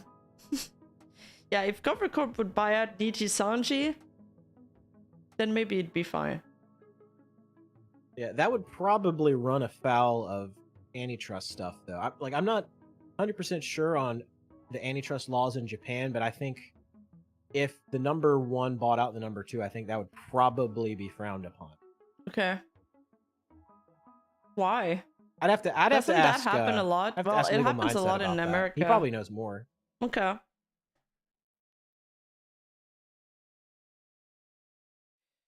In this slide, the Nijisanji basically talks about like the initiative they've done as groups. Official program Noctis Level Up. Nijisanji EN's first official program, Noctis efforts to take on various challenges to level up to a higher level by the time of its 2nd anniversary. The program's OP video depicts the 4 members of Noctis as they face difficulties and level up in a nostalgic retro game style, which has been well received by fans. Close up behind the scene, development of original goods. Vtuber oversees development 2nd anniversary goods, directly reflecting the feedback from fans. It's funny that they added that part, directly reflecting the feedbacks from fans. Interesting. See, that's the thing is like, and I tried to explain to people when this whole thing started that the Japanese side and the English side couldn't be more divided from each other. And that's why there was a lot of Japanese fans that were kind of taken aback by the Selen graduation. Yeah. Because they had no idea like any of the drama or stuff that was going on the English side, because you know there's still that language barrier and the time zone difference. So they didn't see a lot of stuff that was going on live. So like as far as they know, like the Japanese branch of Nijisanji is just killing it and doing great. There's 72k people. Oh shit, I'm gonna get demonetized. There's 72k people watching, waiting in a room while watching Holofest right now, and let's see, Petra.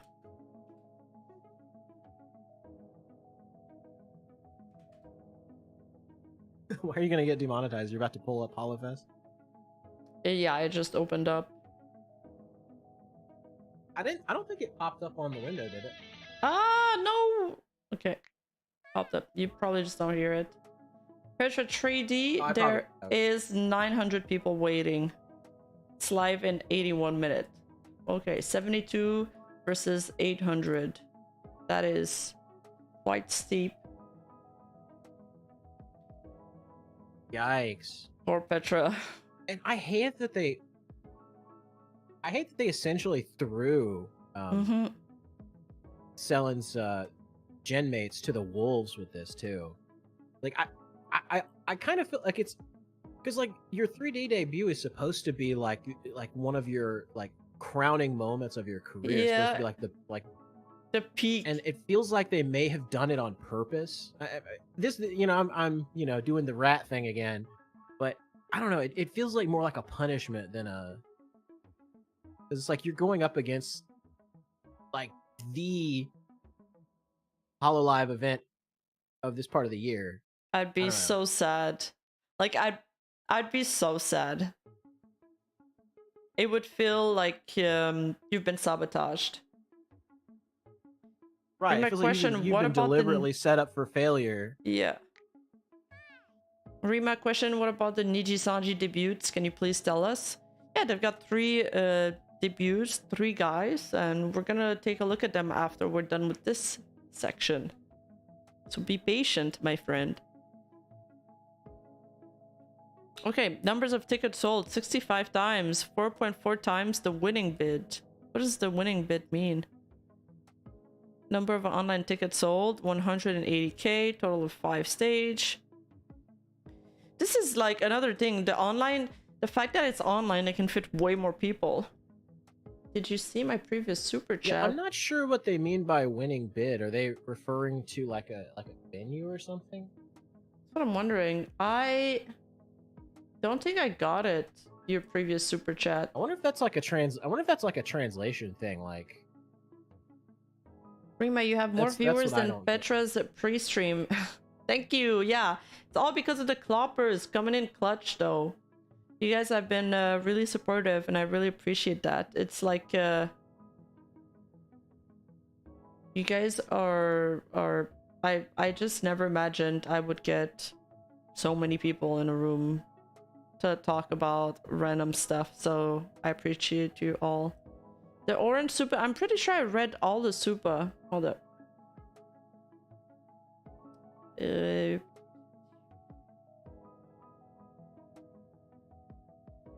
Oh, there was a Reddit thread that had interview quotes from Rizu, I think you mean Riku, that stated 1, he only believes in short-term returns.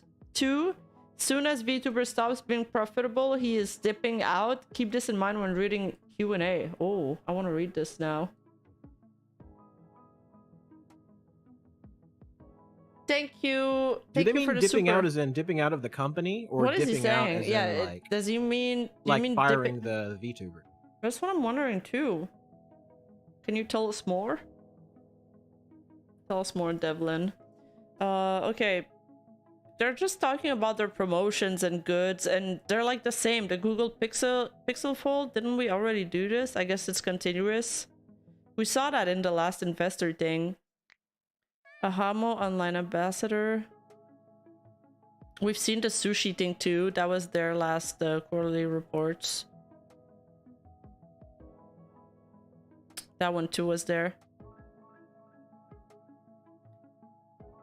Wait, here's the thing, Gator. JP lacks of the knowledge until one of the bilingual translators or at least post a video in JP. Keep in mind that we don't know for sure. The super's for you, Gator. Yeah, I think that's pretty fair, and that's kind of what I was saying. Until somebody like posts something to translate like from Japanese to English or from English to Japanese, like the other side doesn't really get what's happening. So what's That's happening why it's with so the important that people were Nijisanji like thread? taking these videos and translating them. Yeah. What's happening with the Nijisanji thread, guys? It seems to be a very tumultuous thread. There's people having their stuff removed. There's people calling out to report other people. Weird place. Yeah, the Nijisanji subreddit has been going through some absolute like chaos recently. Like I saw like a ton of people got banned, a ton of threads got removed. Like it seems like they're going like zero tolerance now. Like anything that's like not explicitly positive is just getting deleted. That's weird. That's all I'm gonna say about it.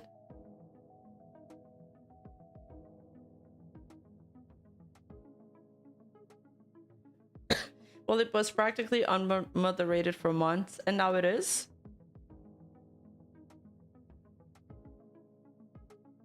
Sounds like normal Reddit for me.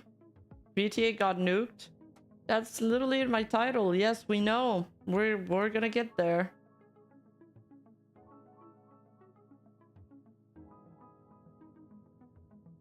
Okay, let's carry on, because we got a lot to get through. The new studio will offer a variety of studio functions such as 2D and 3D studios, recording studios, and individual distribution booths that can be used for a variety of purposes, and will provide attractive content in the areas of streaming, program, music, and events. And IP development expand the studio to 3 times larger than current size to accommodate the increase in the numbers of VTuber and diverse content needs. When are they gonna build those studios though? Corporation. I think they want to do it in the next year or so. Oh, okay. Well, that means more spending. I don't know if the investors are gonna want to be that patient. Let's see what their studio entails. Cooperation with one of Japan's leading acoustic interior design firm with extensive experience in studio design and construction. A master control room with newly established to enable integrated management of transmission between studios, as well as an IP-based transmission of video and audio for flexible transmission according to program scale. Capital investment with a target start of operations in the fall of 2024, so by the end of this year. Implemented several motion capture studios that are among the largest in Japan. More than 3 types of motion capture equipment for various delivery and recording. Newly established AR chroma key studio to create an environment that enables distribution and recording using our proprietary AR technology. High standard binaural equipment and recording and control equipment, including the KU100 and a large recording studio capable of recording large numbers of people simultaneously, and several new audio editing studios equipped with surround sound systems. The function of a mixed studio to edit music. Okay, well, this is good. I mean, I'm into this. This is all stuff that they should have been doing. Yeah, all for along. sure. For sure. But at least they're doing it now. They're trying to play catch up to a cover. Yeah. Sounds like a wish list. I mean, it is. I mean, this is... Because really, if Nijisanji wants to take that next step and hit that next level, that's the kind of stuff they need to do. And they need to do it in the English-speaking markets, too. Mm-hmm. You know, people love concerts. People love 3D debuts. They love that. Getting to see the livers, like, actually interact with full motion capture, because it brings them to life. Yeah, it does. You think we're gonna be able to react to the HoloFest? I don't know. I'm not sure. I'm not sure how cover is about copyright. I'm gonna inquire. That could be a fun thing to do. We intend to utilize the profits generated from the business while considering the balance between the growth of the VTuber business through business expenses and capital expenditures, returns to shareholder, and internal reserve for future investments. Details of the company policy will be disclosed around the timing of the annual financial results. Direct variable costs and... Okay, we don't care about that. Next. Business highlights. Oh no, is this the part where they just flex? And it's the same thing every time? Streaming IP business, high operating margin, we already knew that. VTubers high retention rate, 97% retention rate. Number of domestic VTubers as of April 2022, minus those who graduating during the fiscal year of 23-4 divided by the numbers of domestic VTubers as of April 2022. Oh, by domestic, they mean... So here's how they've played with this. When they say domestic, they're referring to VTubers whose locations are in Japan proper. Bruh, really? So that's how they're getting around the massive amounts of graduation since 2022, is by limiting it just to Japan specific. What? That's my interpretation of it, at least. That's what domestic means. It means within the country, right? Right. Yeah. So that's how they're getting around. They're saying that so the entire statistic is flawed because it's only based on livers that live in Japan. So that would, like, Indonesia, like, that would take that out. That would take anyone living in, like, the United States, Canada. And, like, it's like they basically don't exist by that statistic. I love this line. They need to build a relationship with fans through viewing, not recognition through exposure. Basically, livers stream more. Eventually, the fans will like you. We're not going to promote you, though. A service supported by a diverse group of fans, mainly from Generation Z, with a well-balanced composition of both age groups and genders.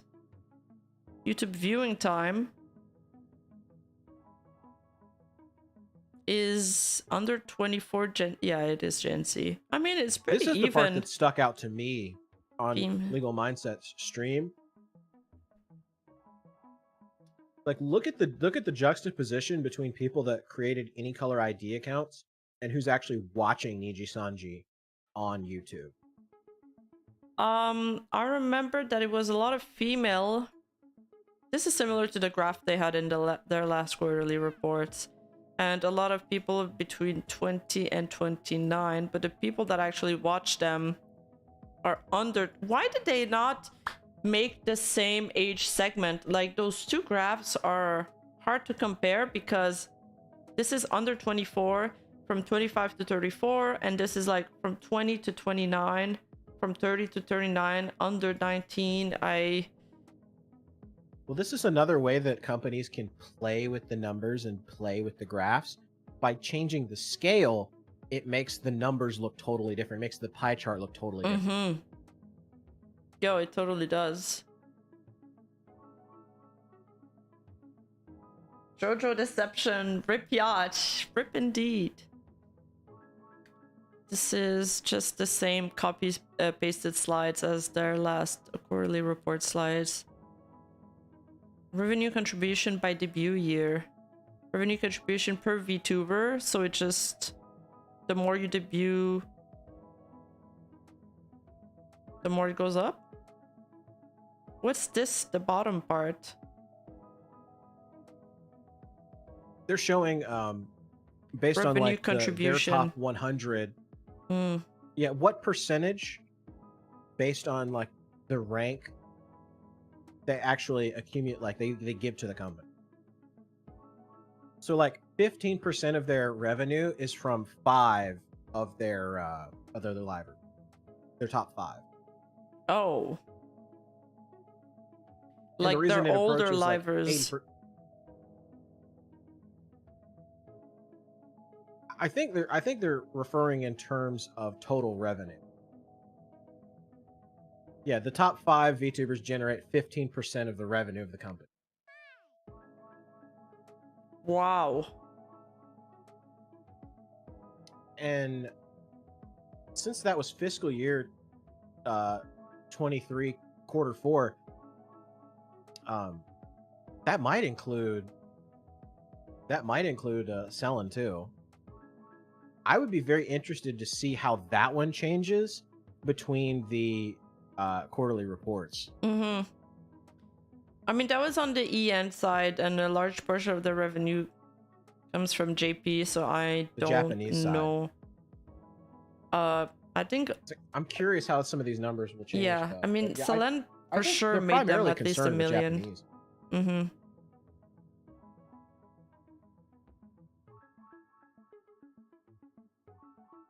Not sure. Unicorns are crazy spenders. Yeah. They do got a lot of unicorns in JP, but we got Luxium here.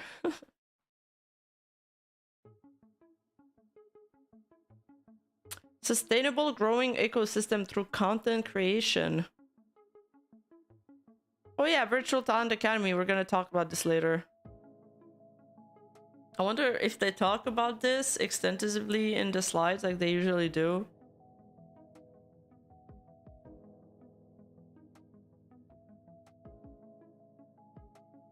Okay, this is their VTuber Unite program. I talked about it before. They just do these groups so to be able to market them easier.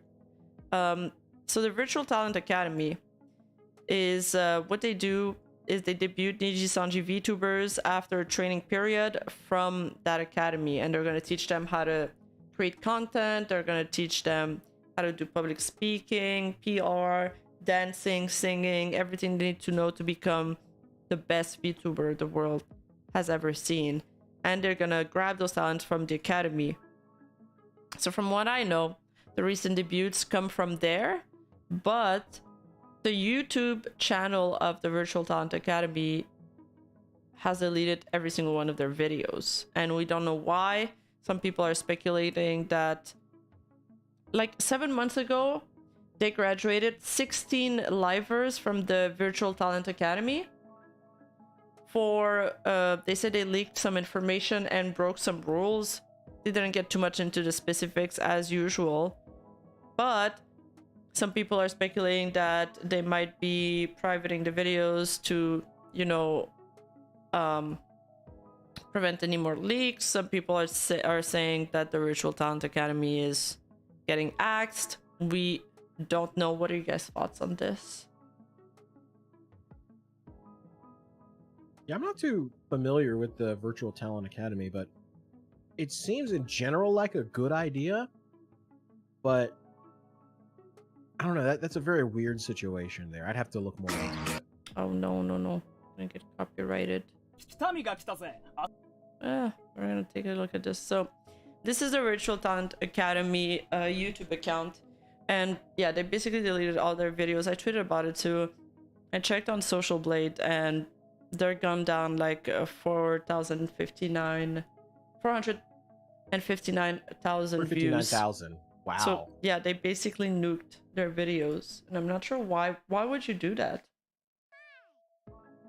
If there was maybe something in the videos that they realized that it could be bad if people like saw it, or maybe they want to focus on like newer talent rather than like the talent that's already graduated from the academy.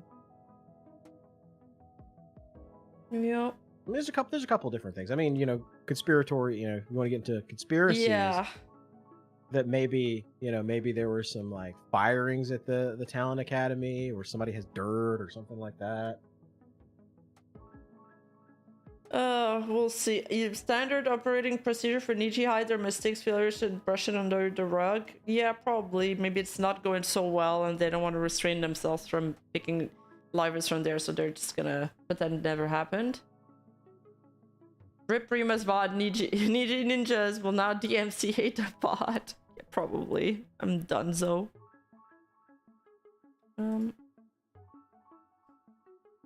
Yeah, right. like Pamu's membership stream. Yeah, when they get caught in something, they immediately just memory hole it, pretend it never happened. Send it to the black hole. All right, this is a nice slide. So the live streaming revenue, it went up. Didn't it go up? At least that's up. Commerce revenue is up as well. You can see where the bulk of their money is coming from. Like it's all merchandise. Yeah, it's always been merch, and it's always been mostly GP. Yeah, because as you can see, like the live streaming revenue, you can see the Japanese side like barely went up. Yeah. Most of the growth was on the English side, and then of course in merchandise. Yep. Like, look at the difference between like the Japanese side and the English side. Like now the English side's like a fourth of their commercial revenue. That's the English they can't side just really get rid of went their up. Ian branch looking at that. Yeah, like dude, the 2%'s coming in clutch here. Clutch. The promotion revenue for JP has barely went up, and at least we have an existent promotional revenue for Niji Ian. Yay! The Niji Ian got some sponsors.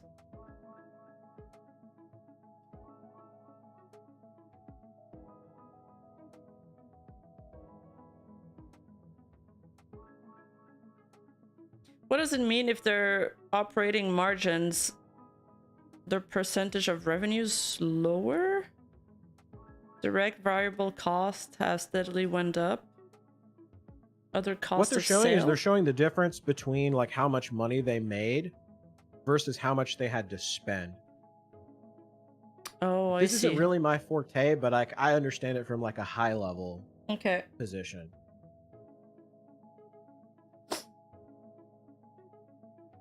You'd figure they'd ramp up the support for EN after Luxium knocked this success, but they seem to have just abandoned them.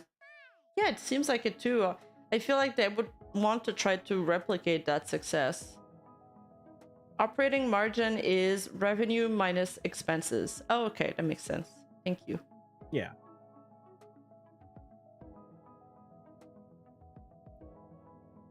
A new magical experience. Next entertainment factory. We use technology. I'm glad that they're going back to their technological roots at least, and they're thinking of building a studio, because this is how they started with their Live 2D app. That was innovative, and I think they need to go back there to be successful and push more boundaries to innovate. Well, that's something that can always like help you when your company is struggling. Yeah, is to go back to the well and just lean on your technology, develop new technology and new intellectual property.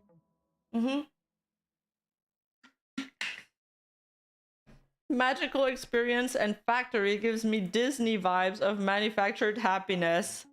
You will be happy or else.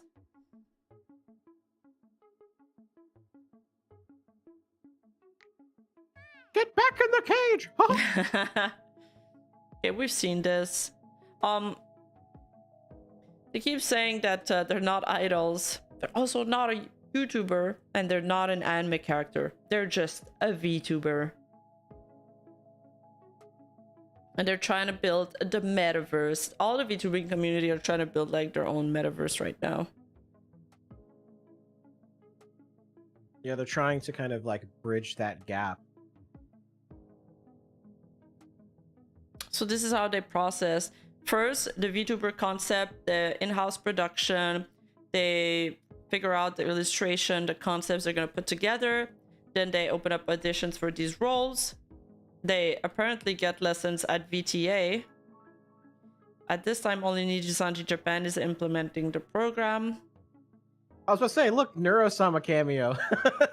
Yeah, well, this is a live 2D. I know it's a free. It's a free model. Yeah, that comes with the program.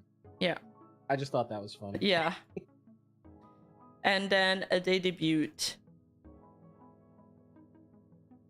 Strong user stickiness. What kind of stickiness are they talking about, chat? With sense of belonging. Daily live streams by each VTuber on mainly YouTube platform. Deliver brand new interactive and real-time communication experience with VTuber. And through communication with VTubers, build strong engagement with fans. Chat, they're talking about stickiness because of Vox and Vox fans. Yeah. The Niji sis. Yeah, they Lady the Akuma. Niji sisters, yeah. That's Get all the ladies in there. Niji doesn't want to have bad rep choices they have made, especially what happened with Pomu, Kyo, and Selen in the company. Like, Niji and fans knows and pretty much upset when talents achieved goals. What do you mean by upset when talents achieved goals? I think... Wait, you don't think Niji and fans are rooting for their livers? I think they are. I think that some of the Nijisanji fan base is kind of self-destructive, though. Uh-huh. Maybe they're referring to the aspect of the Nijisanji fan base where they will go out and like attack other livers. Oh yeah. Even ones in Nijisanji because they're nuts. Yeah, they do that a lot. Somebody's saying basically, yes, they're gatekeeping rather than really hoping for success. I could see this. Okay, that's probably what they meant. They eat each other. Yeah, okay, so yeah. Mm. Yeah, the jealousy aspect, yeah. Mm-hmm. Okay, so my thoughts were on the level, okay. Mm-hmm. This is basically what... This is like the graph that we saw over here. You know, the red, the orange, the yellow, and the green. They each represent a different revenue stream. So the live events, that's the blue, how to make money with ticket sales. Commerce is the merchandise that they make from the IP they create. And then live streaming is in red, and it's super chat, YouTube memberships, and Google AdSense. And then a promotion plus tie-up ads. They sell the IP for an advertisement or a sponsorship fee. And they connect fans like this and make some money. So it just kind of shows how they're manufacturing. Each side Yeah. benefits the other. Like Mhm. like how each side will build upon previous one. Oh, they added a new color here. Idol's music. So they want to start doing more live events and idol music. I haven't seen the yellow undergraph yet. That's new. They might try to make more money like this. Plus 42%. Domestic music industry includes Oh, revenue they're talking for about market package. size. Oh. So this is how each individual industry is growing in Japan. Oh. So yeah, looking at the domestic music industry, that is I mean, that explains why they want to focus more on the 3D events and 3D concerts, because that level of growth, I mean, it's almost increased by 50%. Yeah, it's almost double. And look at the live entertainment, 70%. Yo, that is huge. But the internet distribution and streaming is only a 7% growth, so I feel like that makes sense why they want to invest in that. All right, and it's coming at the time while the domestic anime industry is kind of capped out. So it's something new, something that they could compete with traditional anime with. I just hope they finish their studio on time, because I feel like that studio is not going to be done for a year. Well, that's going to be another danger too, right? So they said that they're going to start getting capital at the end of this year. So you assume it'll probably take like a year or so to build. So they may not be in operation until 2026. You know, how long are investors going to like accept that and wait for it to get put in place? And when are they going to be like, okay, Riku, you said that this thing was going to get built. When's it going to be done? Yeah. A better question is, how are they going to staff that studio when Cover is already having trouble and paying more salary? I think they're hoping that the stocks will go up. See, that's another problem too, is Japan's entering a recession. And so there's going to be less capital available for them to leverage, and less investors that are going to be able to inject cash into them. This is a very dangerous time to be on the downswing. Japan is entering a recession? I wasn't aware of that. Yeah. Ooh, that's bad. Yeah, this is the worst possible time for a company to take a hit like they did. All right, well, they're about to navigate their boat into a very dangerous sea. Let's see how they manage. The yen is weaker. I can finally afford my anime merch. Yeah, time to buy up stuff in Japan. Time to go shopping. Yeah, the yacht is in. I called it a yurt. As in dark waters. I think you're rubbing. Your pronunciations are rubbing off on me. No, you're screwed. You're doomed. You're actually doomed. The yacht is in dark waters. Oh wait, I got an update from my artist. Yo, this looks so good. For my Easter poster. This is gonna look so good. I want to keep things light and pastel though. I'm wondering if we need like more lingerie going on rather than a bodysuit, like the whole bodysuit. What do you guys think? No, that's not A. 311. We remember. You could have tasteful garters. Yeah, I like the garters. That's a good idea. That's not colored. Yeah, it's gonna be full color. Yeah. This is still like a rough sketch.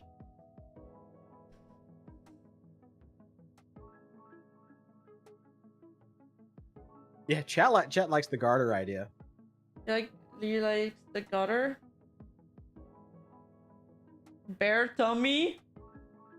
Blade, I mean, I would love to add more to it. In clarification, Niji always says no until it's too late. They would have had more cash and opportunities if saying yes and more promo. I would like to join in to share my opinions. Yes, thank you so much for your opinion, Blade. I agree with you. Okay.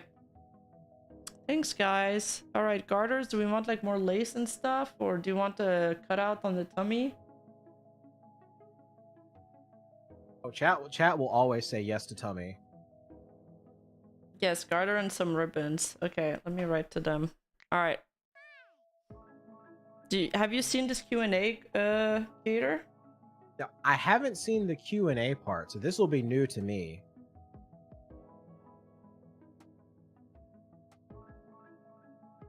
I'm curious how that part went.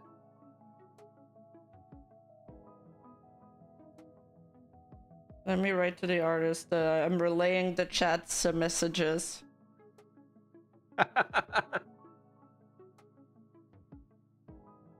Chat's gonna turn you into a lewd tuber. They're trying their hardest right now.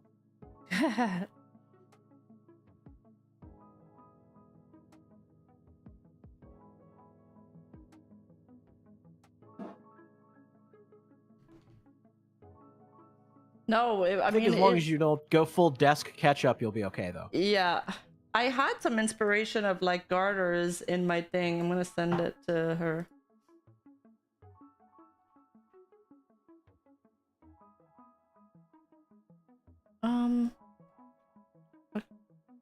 Do you guys want the tummy window?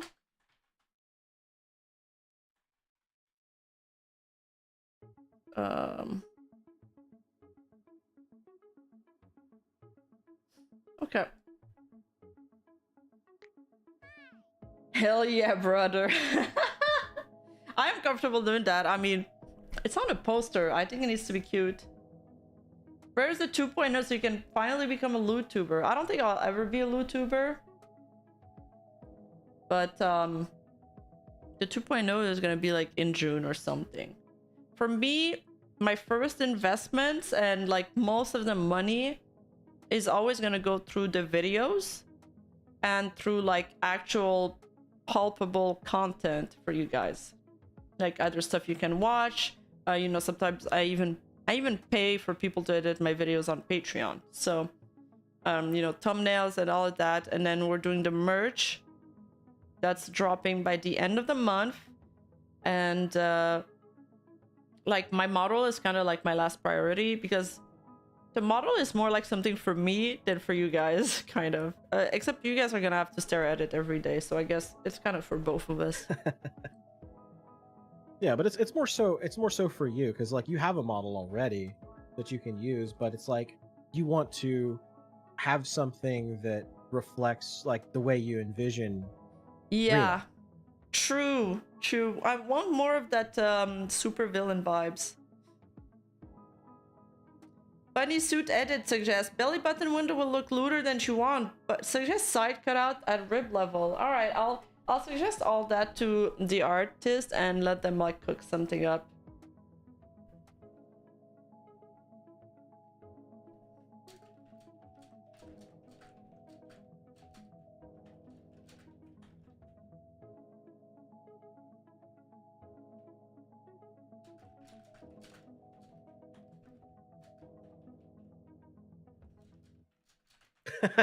Azahara tags center opening navel boobs.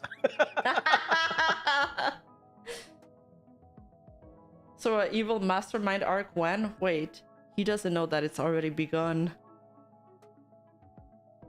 All right, let's go over that Q&A because it's pretty long. It's pretty long.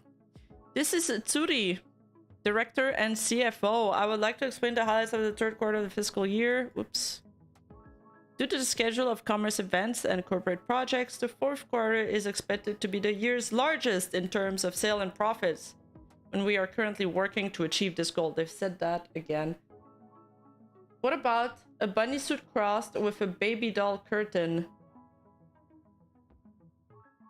Like, I love baby dolls. I think we have kind of that, but at the back of it. I do like the baby doll style. Third quarter financial results for the fiscal year ending in April 2024. We believe that the domestic business, Nijisanji, is in good shape, and there are no major changes in the industry environment or anything else in the third quarter of the fiscal year. Everything's fine, guys. Well, investors Don't did sell. not agree. Yeah. I think he was already. Looking at live streaming, commerce events and promotions, commerce and events performed particularly well. Looking at Nijisanji as a whole, the results for the third quarter were largely in line with plan. In terms of events in particular, I believe that the Nijisanji festival held in December generated a lot of excitement compared to last year. I think there are some issues with Nijisanji EN. Dom. Uh-oh. We believe that it is necessary to build a stable business structure for growth, and we will support VTuber activities, provide various attractive content beyond that support, and further expand as a group. We are currently strengthening our efforts in each field. In terms of cost, while the sales of Nijisanji festivals were very good, in terms of cost, the event recorded a large deficit from event tickets alone. And this is the main reason why the third quarter's costs were lower than expected. It got worse. What? Did he actually say that? This gotta be a mistranslation. But it did get worse. So they lost money from the Niji Fest? Yeah, they're never doing this again. That's what it sounds to me like they may have taken a loss overall on the whole event, and a worse loss than they anticipated. That's my reading of that. I think. Devlin, I found the article from the Reddit thread. I want the link. Yeah, we do. It's in JP, but Chrome can translate it from August 2018. Okay, thank you. Yeah, I'd love it. Ben Morgan just thought of a good way to adjust the color balance of the Black Bunny suit. Tail wrap around at Neville level, like you were doing a spin pose. Yeah, that could be cute. Do we have a tail? I think I want like a white suit or something. Like pastels. I don't know if I want a Black Bunny suit. Quarterly trend sales. Nijisanji is a business that is being developed in Japan and is doing well overall. Regarding the Nijisanji festival that I mentioned earlier, we sold 740 million yen worth of tickets in the third quarter of the fiscal year. For a similar event held in the second quarter, the total ticket sales were 830 million yen, so they went up, of which 190 million yen came from sales from other events. Therefore, ticket sales for Nijisanji festivals are approximately 640 million yen, which is expected to grow to 740 million yen in the third quarter of the fiscal year. Considering the scale of the events, online ticket sales, and other factors, I think the results were very successful. On the other hand, Nijisanji yen has fallen significantly compared to the same period last year.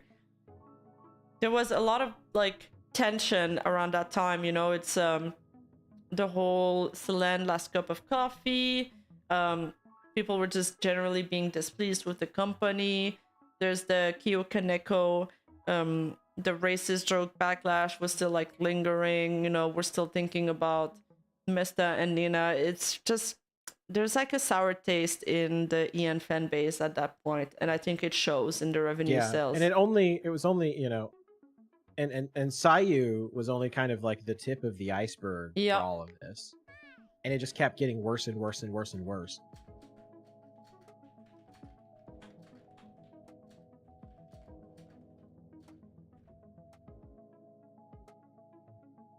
Yeah, chat's right. Little could they have known how much worse it got. Have you ever considered doing a song cover? I need a company to pick me up and give me singing lessons, and I'll do a song cover. Oh, Pippa's actually, she's actually like going to see like a vocal training coach. Oh, Pippa Mega Idol arc? Yes, yeah, the Pippa Mega Idol arc is gonna happen. I think that's probably like the best place to start is go get like a vocal trainer and start from that, and then you can like do covers of songs on YouTube and stuff like that. Like I think that's the best way to kind of dip your toe into the idol sphere. I mean, I wanted to do that, but content has just taken over my life. I feel like I need, like, if I had the backing of a company, I could probably delegate some tasks so I could find time to do those lessons. But yeah, anyway, topic for another time. Look out, guys. FaZe Invader, Rima, Evenstar. Dude, I feel like more agencies need to do adopts, and for the agencies that do adopts, I think they should pick me up. I mean, Rima wants to get managed and lose 50% of her income. That's only if you join Nijisanji. You lose 50% of your income and you just have somebody breathing down your neck at all time. Or I don't know conversely, the hire particulars. I don't know the particulars of FaZe, but I've heard from people that it's a very good split that talents are very happy with. Nice. I don't know what the number is specifically, but I've heard they're happy with it. So okay. It just seems like Fishman just gets it. Yeah, it seems like they're cool. Yeah, you should totally do a cover of Make Debut. Alright, I'll put it on my list. Rima, first cover SOS d'un terrien en détresse. Dimash version. I don't know that song. I'll check it out. I mean, I don't know. What would you guys like to see? Would you guys like me have like a big backing behind me? Or do you think... I also think that I'm doing perfectly fine on my own. And I think we're only gonna keep going up. This is like just the beginning. And I feel like... I also feel like I get how the algorithm works, how content creation works, what you gotta do a lot more than a lot of industry professionals. Like, I'm not trying to brag, okay? I'm not trying to brag, but I just feel like I get it. Like, I just, when I write a video, I just know the parts that you guys are gonna love. I just know the videos that are gonna do well, and I know the videos that are not gonna perform that well. But I'm like, you know, sometimes I just want to do videos because I feel like it. So yeah, they're like chat's right. There, if you join a company, there would be limitations to the sorts of content you could do. Even somewhere at FaZe where like the limitations are very slim, that they almost seem non-existent, there still would be some level of limitation. True. Somebody said, like, for example, FaZe couldn't say anything because Nijisanji could sue them. Yeah, you're right, because you open up your company for a lawsuit, and that's bad. You wouldn't want that. Villains mostly work alone, so you're fine being an indie. True. That is true. I am. There you go. You know, like when in mangas, guys, I know, and I'm gonna give you guys a visualization of the scene. It's nighttime in Tokyo, and the protagonists are hanging out, and there's a new villain appearing on the scene, and they're standing always on like an electric pole or a light pole, and they're like chuckling, and then you wonder, who is that? Who is that new kid on the block? No, not a horse villain, just a villain, okay?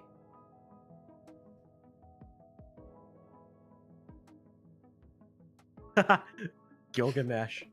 It's Rico Tazumi, run!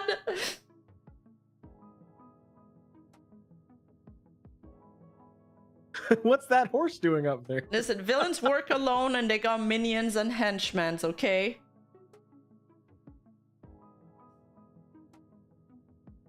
I'm as mysterious as like Tuxedo Mask from Sailor Moon, okay?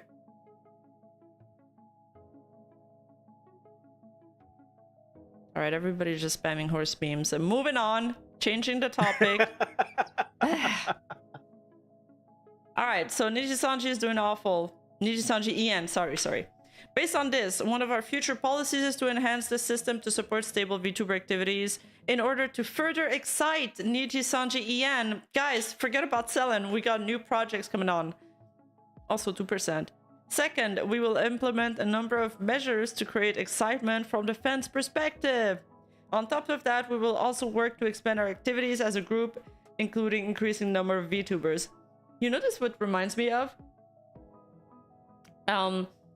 In the Roman time, they would do like these breads and like they would distribute breads, and yes, they would do the circuses to excite the audience and keep them complacent so they wouldn't complain about like political troubles and stuff. This is what it reminds me of. Yeah, you kind of get that feeling. Mm-hmm. So, yeah, we even got people fighting it off like the gladiators used to do. We will Just within their distract the company. EN branch. We will distract the EN branch by giving them a bunch of new waifus and husbandos. Yep. That will placate them. Yes, yes. It's actually such a banger idea when you think of it. Waifus and husbandos for everybody. That's why I said, like an hour or so ago, I think that's going to be their strategy. It's like just grow as much as you can, upwards of double-digit numbers of debuts for the EN branch. Mm-hmm. Flood the market with waifus and husbandos, and hopefully that Yes. people will forget that they were angry. Yeah, bury all our problems in waifus and husbandos. It might actually work, not gonna lie. It usually does, especially if they really invest into like seeing what people like and what people want. The like types of personalities, the types of characters people want, and like double and triple down on it. So like I would not be surprised to see a character similar to Vox pop up, because he's their number one guy. I would not be surprised to see characters like I think one of the things they'll probably try to do is they'll probably try to double down on like super endearing like I must protect this character sort of waifu. Well, on the husbando side, I'll say that the new talents definitely fit that build. The one on the JP side, that I'm gonna show you guys later, they look really hot. I love husbandos. I think that's what they're gonna go for. They're gonna go for the pretty boy, the Bishonen experience. Yes. And they're gonna go for the the girlfriend. Dude. They're stealing my agency company idea. I was gonna open the husbando agency. Yeah, I was gonna take husbando over. experience. Yes, I was gonna take over the market.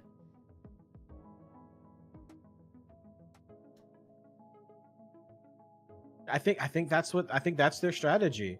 Just release as many husbando experience Vox clones as they can. Yeah. And then as far as the waifus go, I think they're gonna try to look for more like waifus that you feel like you need to protect, that seem very vulnerable and innocent, and Chad will be like, whoa, oh my god, she's my waifu, I must protect her.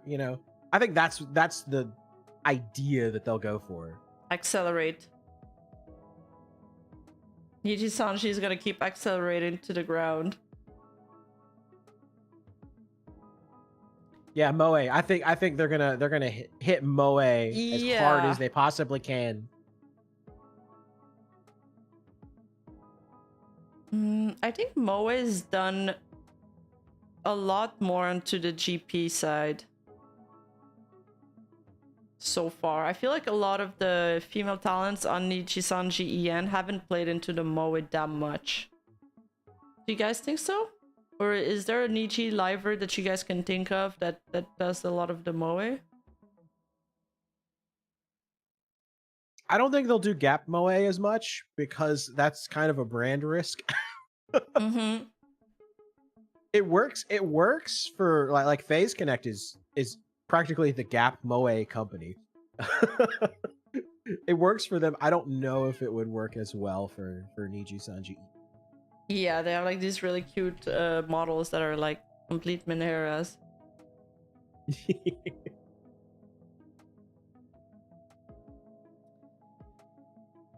Where were we? I think chat's kind of split on it. Some agree, some disagree.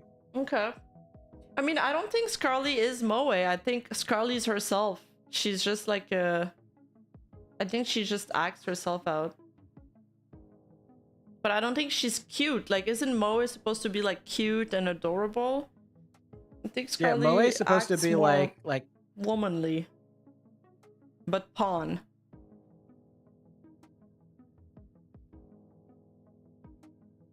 Ended up DMing you the article link to you in Twitter. Same as here. Also more dollars for the bunny outfit. Thank you so much, Devlon. Thank you. You've been a great help. Petra and Rosemi are Moe, definitely. Yeah, you're right. Petra is definitely Moe. Like, she's super cute. And Rosemi too. Ben Grogan, Rima villain plan confirmed. Taking notes from Niji on how little Bishonens like Vox will accept being paid for the Husbando Corp. We see your scheme. And I'll be offering them 1%, baby. I'm kidding. Yeah, so maybe their strategy. Someone in chat said that he apparently outlines a strategy, but I mean, I think their strategy will be to try to hit both sides, right? So they're gonna want the characters that are a little like not lewd tubers, but they kind of lean into that a little bit, and then they're gonna release characters that are more moe that people feel the need to like they become super fans of because they feel like they're vulnerable and need to be protected.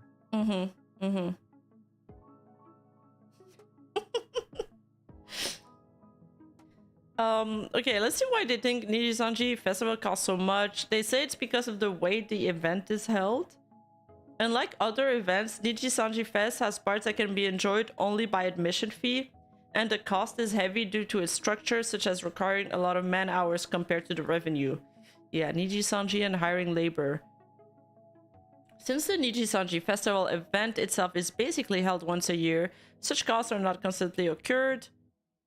And they're saying that they want to optimize it. Yeah, we've seen that.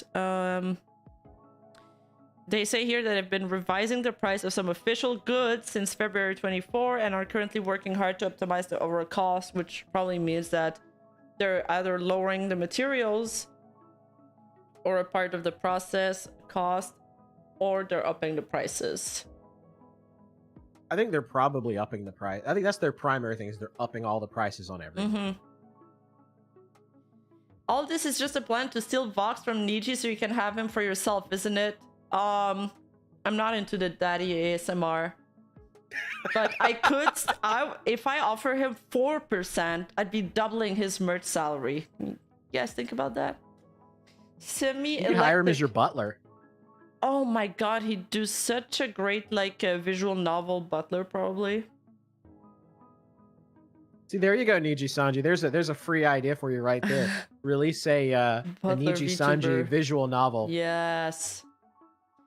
But, well, Scarlet is releasing a visual novel. I think she did it recently.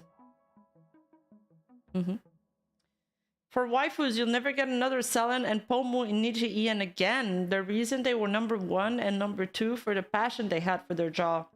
Niji Ian squandered their potential.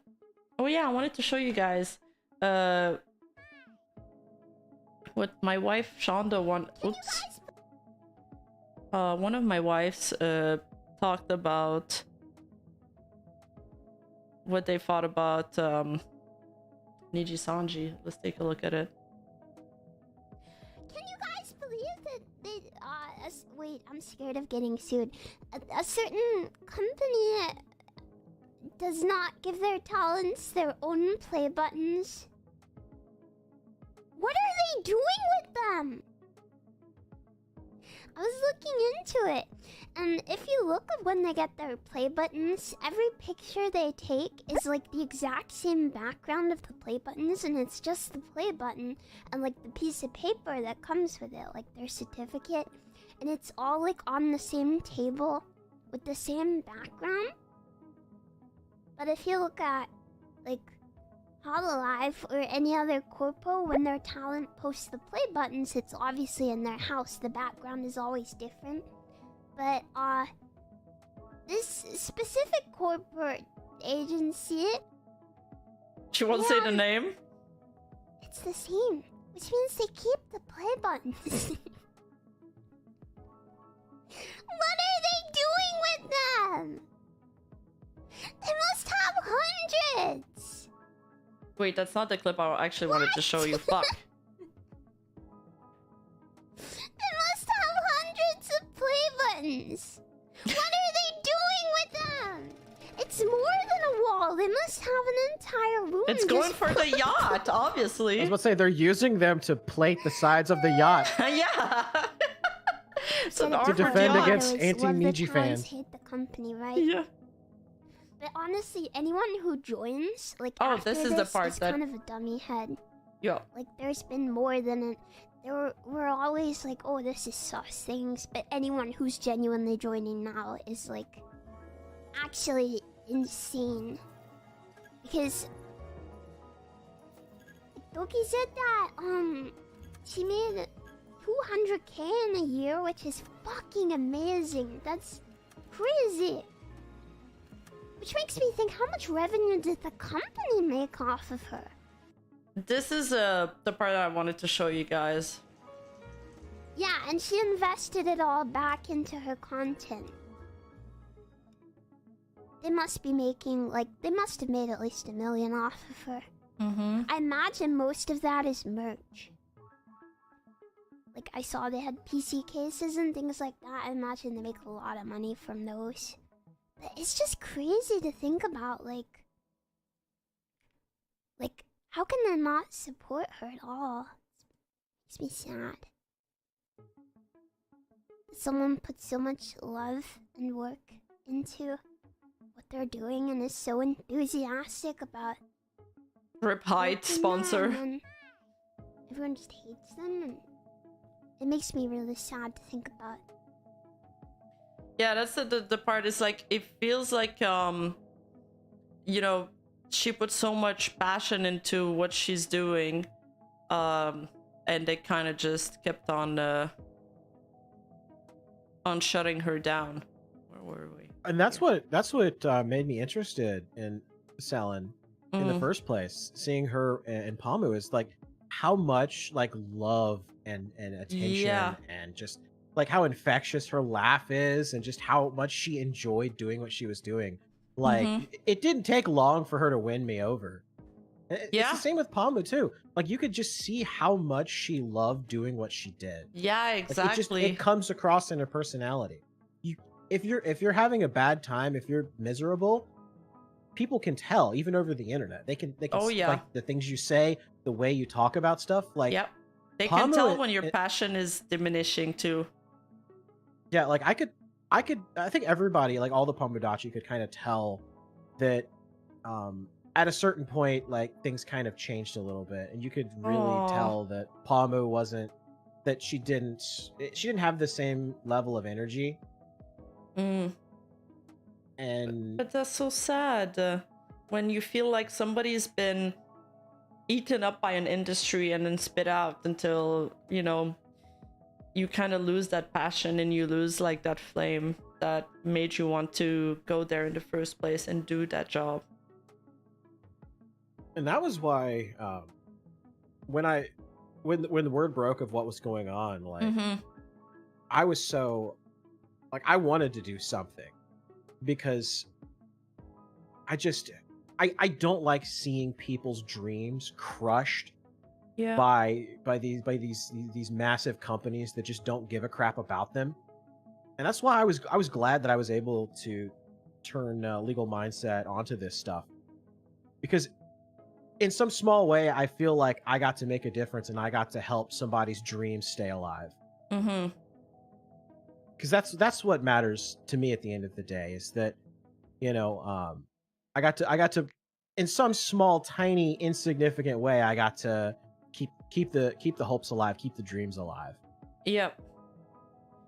I mean, with all of these jobs, especially the creative jobs, they basically solely run on passion, because like it's a tough industry, it's extremely competitive, and you have to keep innovating, and for that you need to be like really creative, you need to be in the right mindset.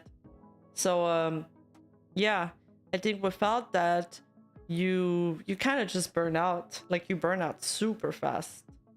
And I mean, look at how many YouTubers have quit in the last like 2-3 years.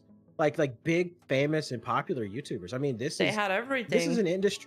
This is an industry that you really have to have like your mental health, like you have to take it into account, and you have to have like tools available to deal with, you know, with issues that come up and problems that you may have. And like one of the most important things is having a stable foundation, having people around you that really care about you, that you can talk to about your problems. And that's part of what the company was supposed to be there for, is that if they have an issue, if the livers have a problem, there's always somebody there that they can like bounce ideas off of or bounce issues off of, that they can talk to in order to like work things out. And that's probably the most damning aspect of Nijisanji, is Yeah. that they were just a brick wall where the livers felt trapped Yeah. and like they had no other recourse, and that greatly hampers a liver's mental health, which in turn affects their content and their performance. It does. Like, if I get a no, I just start stressing out for the rest of the day. And then, like, you spend 5 hours panicking on something, that's 5 hours you're not putting to being productive, to planning your next content, to writing your script, to recording, whatever. That's just 5 hours of your day that's gone. Poof. So, yeah, Right. I think it's really important. Well said. And you got to think about the months of content that we lost because this whole bullying thing and the contract thing.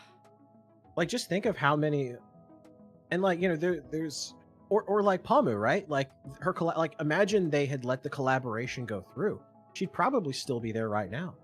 Yeah, I wonder what was that deal that she claims like was shut down by Nijisanji, and they didn't even try to negotiate it. It was a once in a lifetime deal. I'm wondering if it was like some kind of a music deal, I don't know, an IP, a movie deal for something. People have speculated that it's related to Metal Gear Solid, because that's actually how I found Pamu, because I am a huge, massive fan of the Metal Gear Solid series. In fact, if you go to my YouTube channel, that's actually like the earliest videos I have available are like me playing Twin Snakes.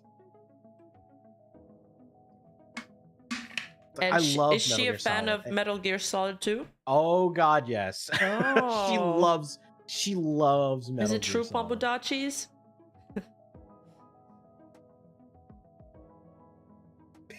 Sneaky. Let me grab this super.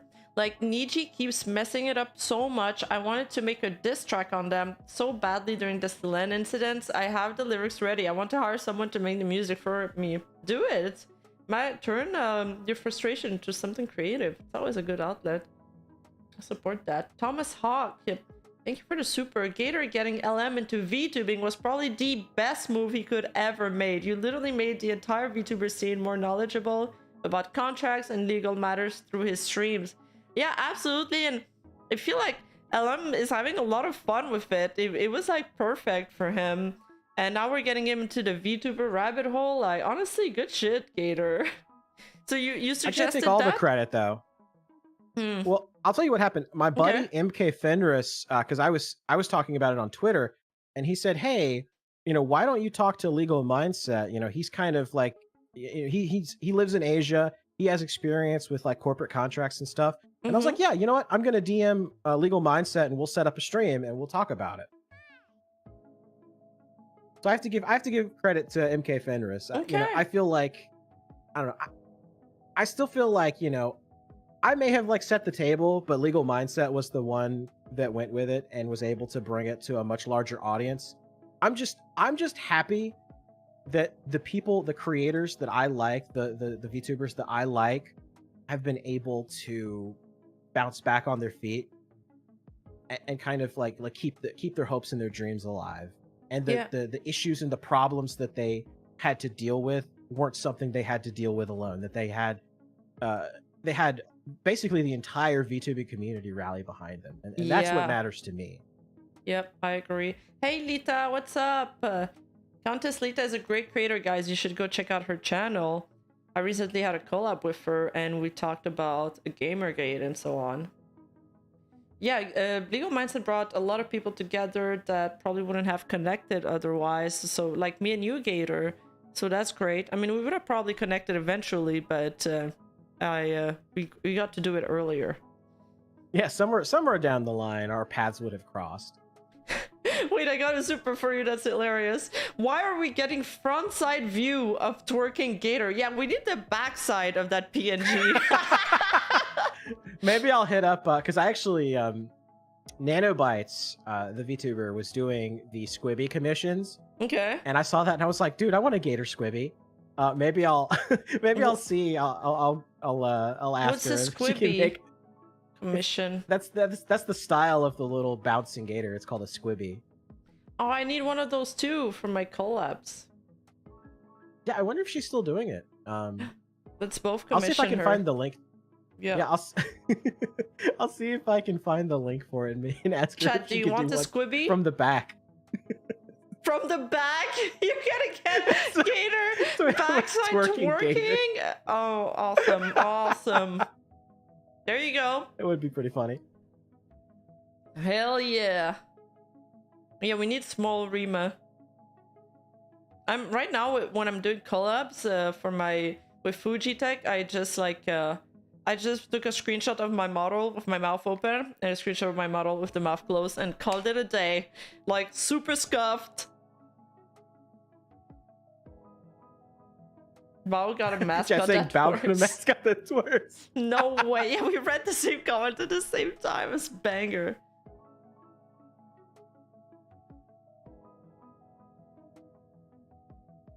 Gator Mogus twerk gif. What did I miss? Talk about Gator twerking from the backside. I need a backside shot, Squibby. Wait, no. That I didn't mean it like that. I didn't mean it like that. I meant a picture of the Gator Squibby twerking from the back. Oh my god. We need buff Rima that That's gonna be clothes aren't holding on it anymore. Like, have you seen buff Aume Gator? Like, Yes. Yeah. I'm gonna ground pound somebody to the ground. Bang.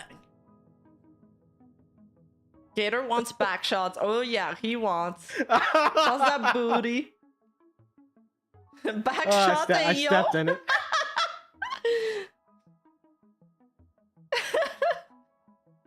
Back Never shot living the that one squid. down.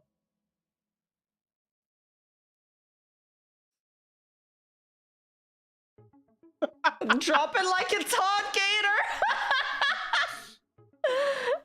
My twerking gets all the boys to the yard. My milkshakes. Yep. All right. That was good. That was good. We're gonna keep you. We're gonna hold you to that one, Gator. We're gonna remember this. I'll have to DM Nanobots and get another squeak. Bro, we got to. Okay. Okay, they're saying that they hope to achieve higher quarter sales for the fourth thing. Tagaku, I would like to explain the progress of the business. This season 6, people have debuted in Nijisanji EN and Nijisanji in particular. Nijisanji has 3 male units called 3SKM, which announced a domestic debut just a few days ago. I wonder if that's the unit that I'm talking about. Regarding this, we will be releasing the first relay and music video on the nights of March 15. Oh yeah, that's what it is. And it's actually a pretty good video. And I feel like they got way more budget for this debut. Should we take a look at them now? Yeah, I think this is that would be a good segue. Okay. They're kind of bringing it up here. Yeah, so they got these 3 guys, and they got pretty cool concept. Like this one guy in green here is like a locksmith in a dark alley, and actually that's the only What are you concept I know. buying? What are you selling? Yeah. That's his ref sheet. You know, they got like multiple outfits. Got cool Yakuza tattoos on his chest, and he's got like The obligatory nail polish. Oh yeah, the nail polish is important, and he's got like the Mr. Rias sunglasses. Oh yeah, You're right. So this guy's name is Kaisei, and this guy's name is Kitami Yusei. I only got the ref sheet of the other guy, unfortunately. And this is Sakaki Ness, and they're pretty talented, honestly. Like, you know what? We're talking about the butler thing, and you know what? Yes. He's got the butler look. Dude, they give me the husbando vibes. I don't know if you can watch this. We'll have to mute it, but I'm DMCA. Okay. I don't know why it's not playing muted. Oh, there we go. And I feel like they got way more budget for this debut. Are they trying to prove something here? I think so. I think this is kind of because this is their first debut since their issues. So I think they're trying to show, look, we're putting more money into our debuts. You have to. I mean, they're hot. Let's be real. Gator Squibby always standing back towards us. And when he twerks during him talking, his mouth also opens. Yes, it's true. JP has always had more budget. And these are some of their debut highlights. We can have the sound for this. 俺がNijisanji所属呪術師界の超新星北見雄星だよろしくないや今日はみんな俺の配信 Need high quality. ついにデビューしまったぜこの俺がよ He sounds like I'm playing this Wii game right now and he sounds exactly like one of the characters in the game. Like his voice is perfect. 7月4日ね He has the what I like to call the rival character voice, so he's not the main protagonist, but he sounds like the rival of the main protagonist. Absolutely. The one that the girls always fall for instead of the protagonist.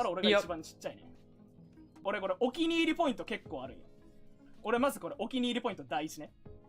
これ和だけどモダンな重なってます。和だけどモダンなデザイン。いやめちゃめちゃ良くない？これ中ジンベエみたいになってんだけど、Yeah, it's very これね、ア shonen. ウターがねフード付きのねなんかちょっとコートみたいなレインコートみたいなやつになっててめちゃめちゃかっこいいよね。っていうと夏祭りデートにそのまま行けます。Oh, he's got another マジで outfit でけえ under. 俺ハンバーガーマジで好きでガキの頃にトリプルチーズバーガーっていうのがあってでハンバーガーそれを3段重ねてまあいわゆる9段にして食べようと思ったことなんだよ。まあそうやって食ったら絶対うめえしめちゃめちゃクールだなと思ってこういう感じでこうって食ったことあるんだけど、見事に顎がぶち外れてそのまま自分じゃどうしようもないから、まあ、お医者さんのとこ行って、まあ、はめてもらうわけですよ。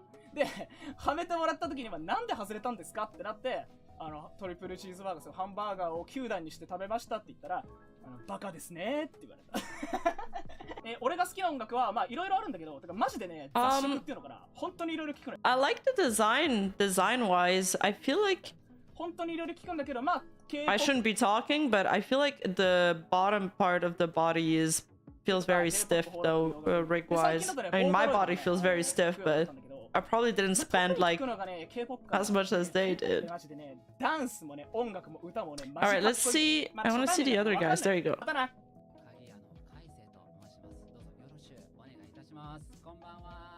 I think this guy's got a really strong concept, like visually. 6月の9日アニメ、漫画、ラノベ、音楽、ゲーム、映画、食べ物はオムライス、ハンバーグ、コーラ、私筋肉に憧れてます。超筋肉に憧れてます。Yeah, he's very quiet. 筋肉欲しい、マジで。ね、マジで欲しいんだよね。Oh, okay. You guys are making stiff jokes. Whoops. I mean, when you compare the Niji models to the Hololive models, there's a huge difference in quality. Yeah, you can tell how much that Hololive invests in their models individually. Yeah. I feel like Marine has like a 10K model. Yeah, FaZe has really good artists as well. I know because I've been looking at artists and rigs a lot recently. Dude, their new Is he a their vampire? new models are incredible. Yeah. Like Urukai just got a recent upgrade, and I was like, hang on, like I saw her like actually playing the violin while her character was playing the violin. Oh, that's so and cool. I was so awesome. Bishoujo has some really good models as well. Like the difference between Nina Kozaka's model and Matara's model is a universe's like gap. It's like whoa. And then she got that that alternate outfit with the mommy jeans and the mommy sweater. I was like, oh my god. Yeah, they buffed the boobas there a lot. I will not eat the bugs. Yeah. However, maybe that's why they don't do collabs with Hololive. They don't want us to notice how widely different the quality is. That could be. Yeah, Nina's model was really cool with the whole fox traditional style, which is also what I was going for with my model. But it was very stiff compared to Matara's model. Roach Mommy. I still go back to the fact that like they move over to Vshoujo and they're like, wait, Wait, this is how is taxes great. are actually supposed to be done? Yeah, wait, this is This how is how a things are company's done? supposed to be run? Wait a Wait, minute, I'm what? getting supported? Huge.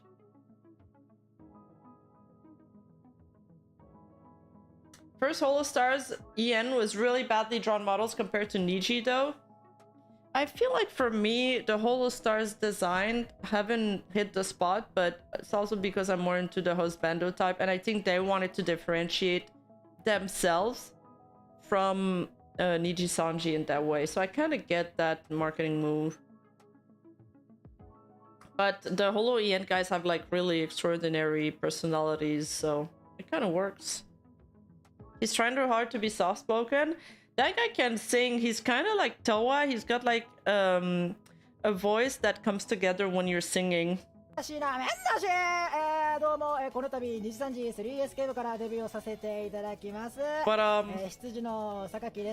a butler. He's a butler. They did it. They did my idea. Are they listening?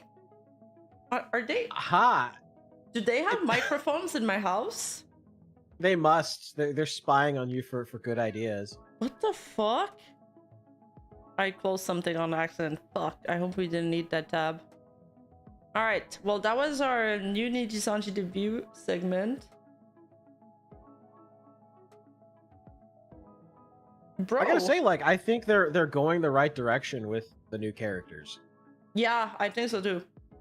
If they want to like move beyond this situation, those are the kinds of characters that they need. They need new ideas. They need to double down on the husbando experience, and then also they need to start like leaning into the waifu experience. I mean, they all debuted with their like music, their own music videos.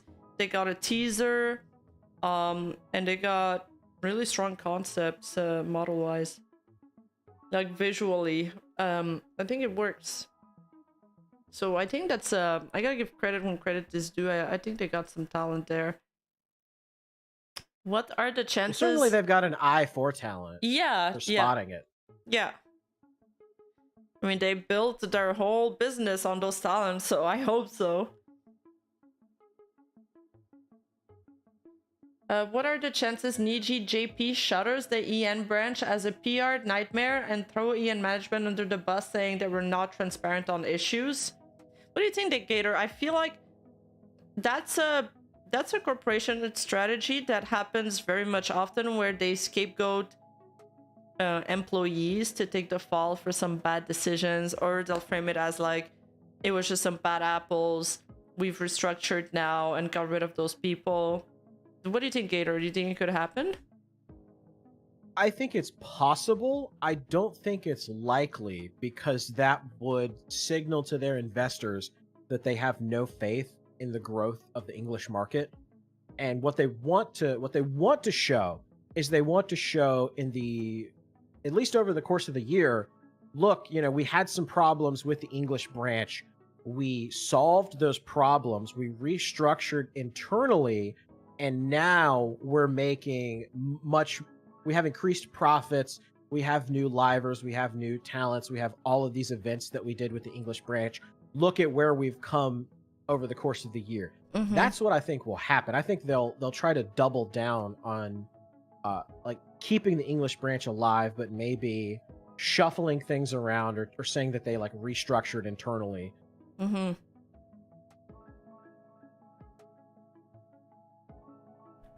Someone's going to take the fall for it. I don't think it'll be the entire branch. I wonder if they're just gonna try to move on quietly and brush things under the rug, or if they're gonna throw somebody under the bus. We'll see. I mean, they have. Somebody in the chat brings up they could rebrand them. They could change the name to something to try to like act like it's different. Mm-hmm. You know.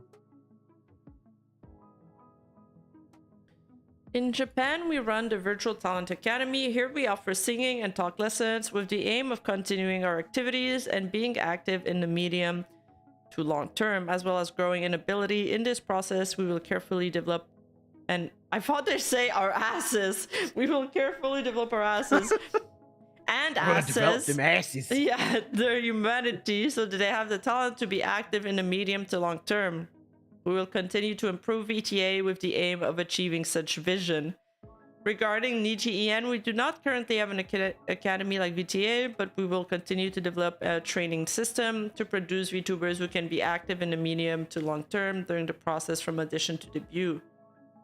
Strengthen.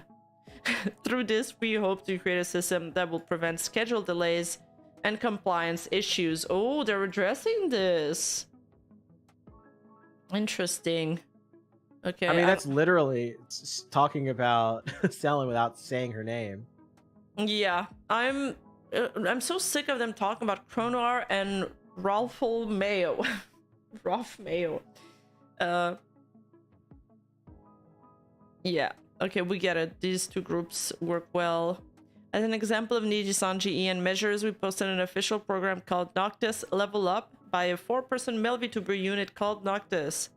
In the third quarter of fiscal year ending of April 2024, an original song will be released to commemorate their 2nd anniversary. In addition, we also sell original goods that were conceived and produced by the artists themselves. In this way, Niji EN would like to produce program music and goods modeled after domestic units. In addition, they say in addition twice. In addition to activities as a unit, Nijisanji EN will also increase the content of activities such as event planning, competitions, programs, and songs for Niji EN as a whole, and increase the content of activities such as Nijisanji EN viewers. And I would like to work hard to build relationships of trust. Okay, interesting wording here, relationship of trust. That's a lot of words. Too bad I'm not reading them. At least they're acknowledging that they need to build back the trust with the audience. It's like they're finally realizing that making adjacent content to their VTubers and not just having them live stream and producing like music videos and concerts helps them make more goods to sell money. Yeah, literally just copy what Selen was doing. Yeah. Do what she was doing and trying to like make more events, collaborations, songs, all that stuff. Here they're talking about Niji Fest. They sold a lot of goods. Revenue from the festival as a whole is increased by 48%. We feel that festival events that can be enjoyed all day long are effective in increasing fan satisfaction, building relationship of trust with fans, and increasing engagement. And they also sell like a lot of merch and pre-order goods to go with this event. So yeah, so it's a lot of money for them. Recent initiative. This is about the measures we are currently working on as part of our commerce initiative, which will be recorded in the 4th quarter. We began selling Nijisanji's 6th anniversary goods and yokai illustration goods on February. As for events measures, the unit Cronoir and Rolf Mayo sorry, this name just makes me laugh, will each hold events at Osaka Castle Hall on April 20 and 21st of 2024. That's gonna be soon. These measures that's very are soon. Yeah, just next month. Yeah. Are these two? These are two Japanese groups, right? I don't know as much about like the individual groups in Nijisanji, but I assume they are. Yeah, they're the Japanese. Yeah, they're from the Japanese side. Examples of measures in the promotion area. I would like to introduce some examples of measures taken in the promotion area during the 3rd quarter. The collaboration with, oh god, I can't read this name. Gokurakuyu-sama is what we call an IP collaboration, which we collaborated as a VTuber character. In collaboration with Hoken no Madoguchi, we introduced Hoken no Madoguchi on YouTube as a tie-up promotion. In collaboration with Pilot, we use both IP collaboration characters as characters and tie-up promotions to help with promotion on YouTube. These promotions have been very well received by both clients and fans, and will continue to focus in this area of promotion both in terms of revenues and efforts to acquire new viewers and fans. I bet they won't talk about the lost promotions collabs that they got. I mean, all of these promotions are JP based and very little on the EN side anyway, so they leave them out anyway. A VTA channel is guys, the channel isn't gone. Their videos are gone. And VTA hasn't announced that they're closing. I mean, unless they did it like now and when I started the stream, because I have alerts on all these channels and I haven't seen it. Also, Petra 3D has started.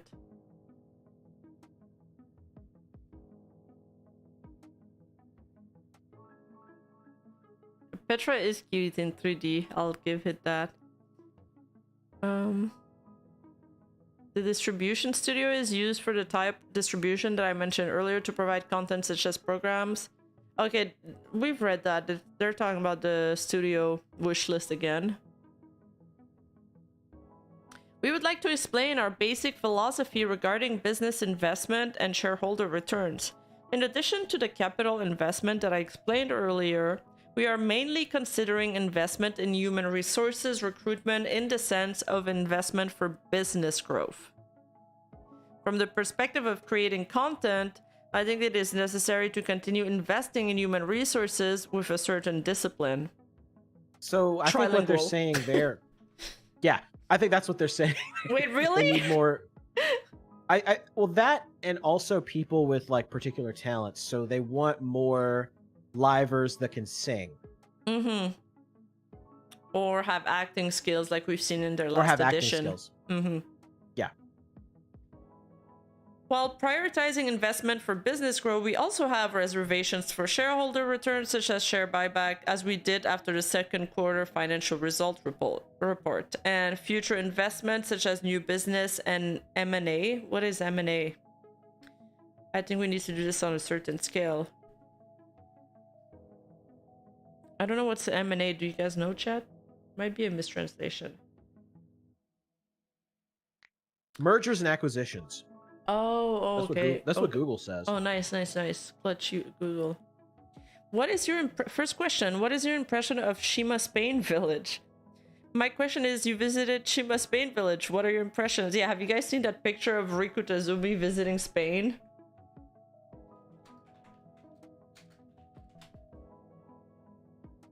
That one. Oh, is this like a one theme park? Seems like it, yeah. But is it Nijisanji theme park?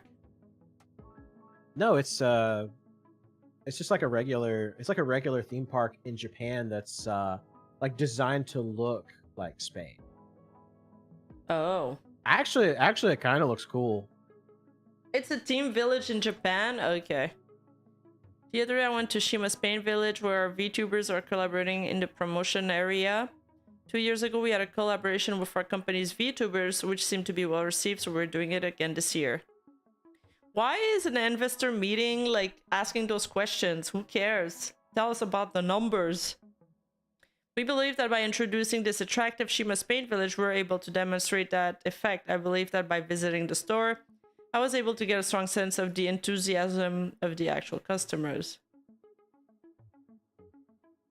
A lot of people were taking pictures belonging to our company's VTubers. That's what it is.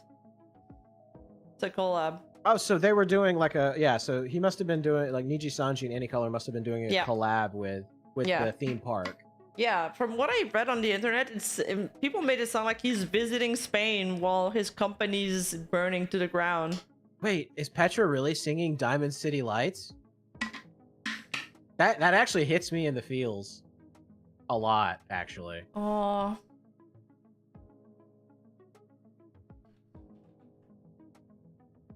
Wow. Yeah, chat's saying yeah. Wow. I'll have to go back and listen to that then. 20k people watching, that's not bad. It went up a lot. Jeez. Let's look what Holofest has. Holofest has 80. Oh! Music! 80k. Holofest has 18k for me right now. It started streaming 10 minutes ago. I'm confused. They have two streams. They've got the stage 1, day 1, and then they've got the expo stage. They got multiple stages? That's... Yeah. Content overload.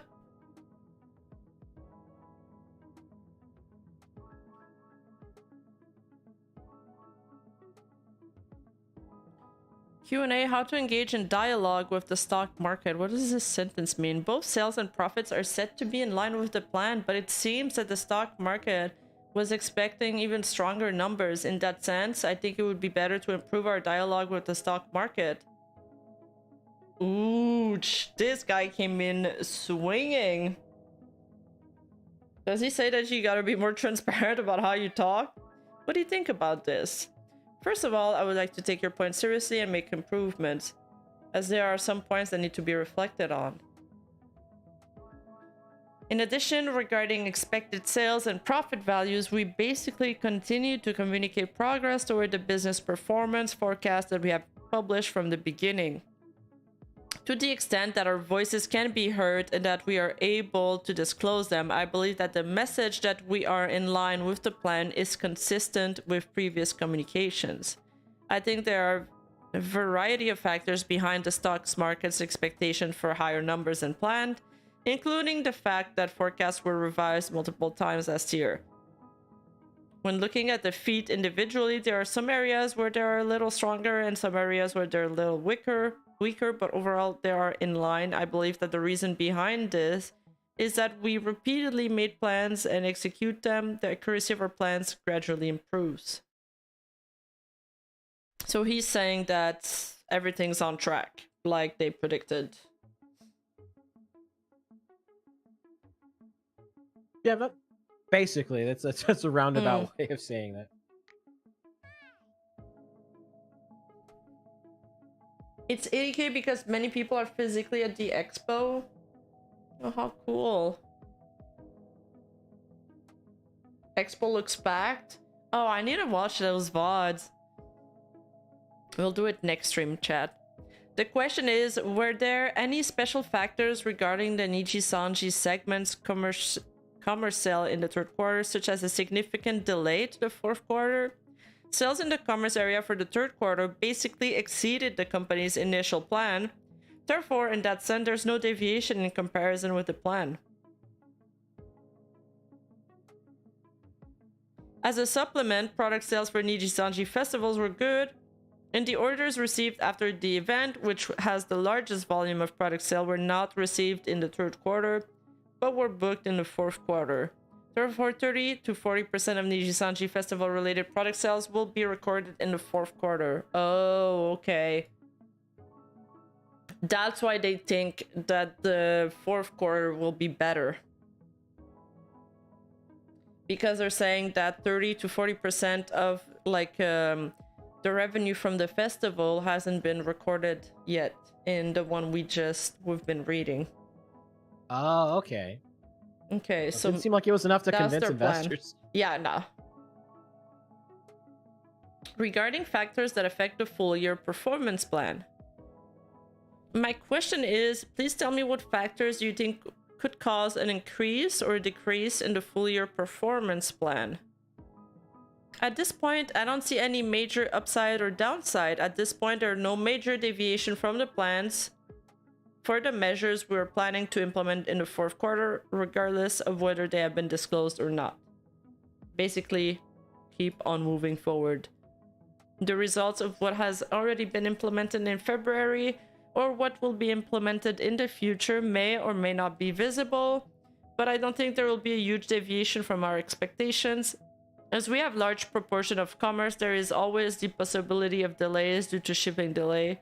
It's not that there's a big concern right now, it's just a matter of possibility.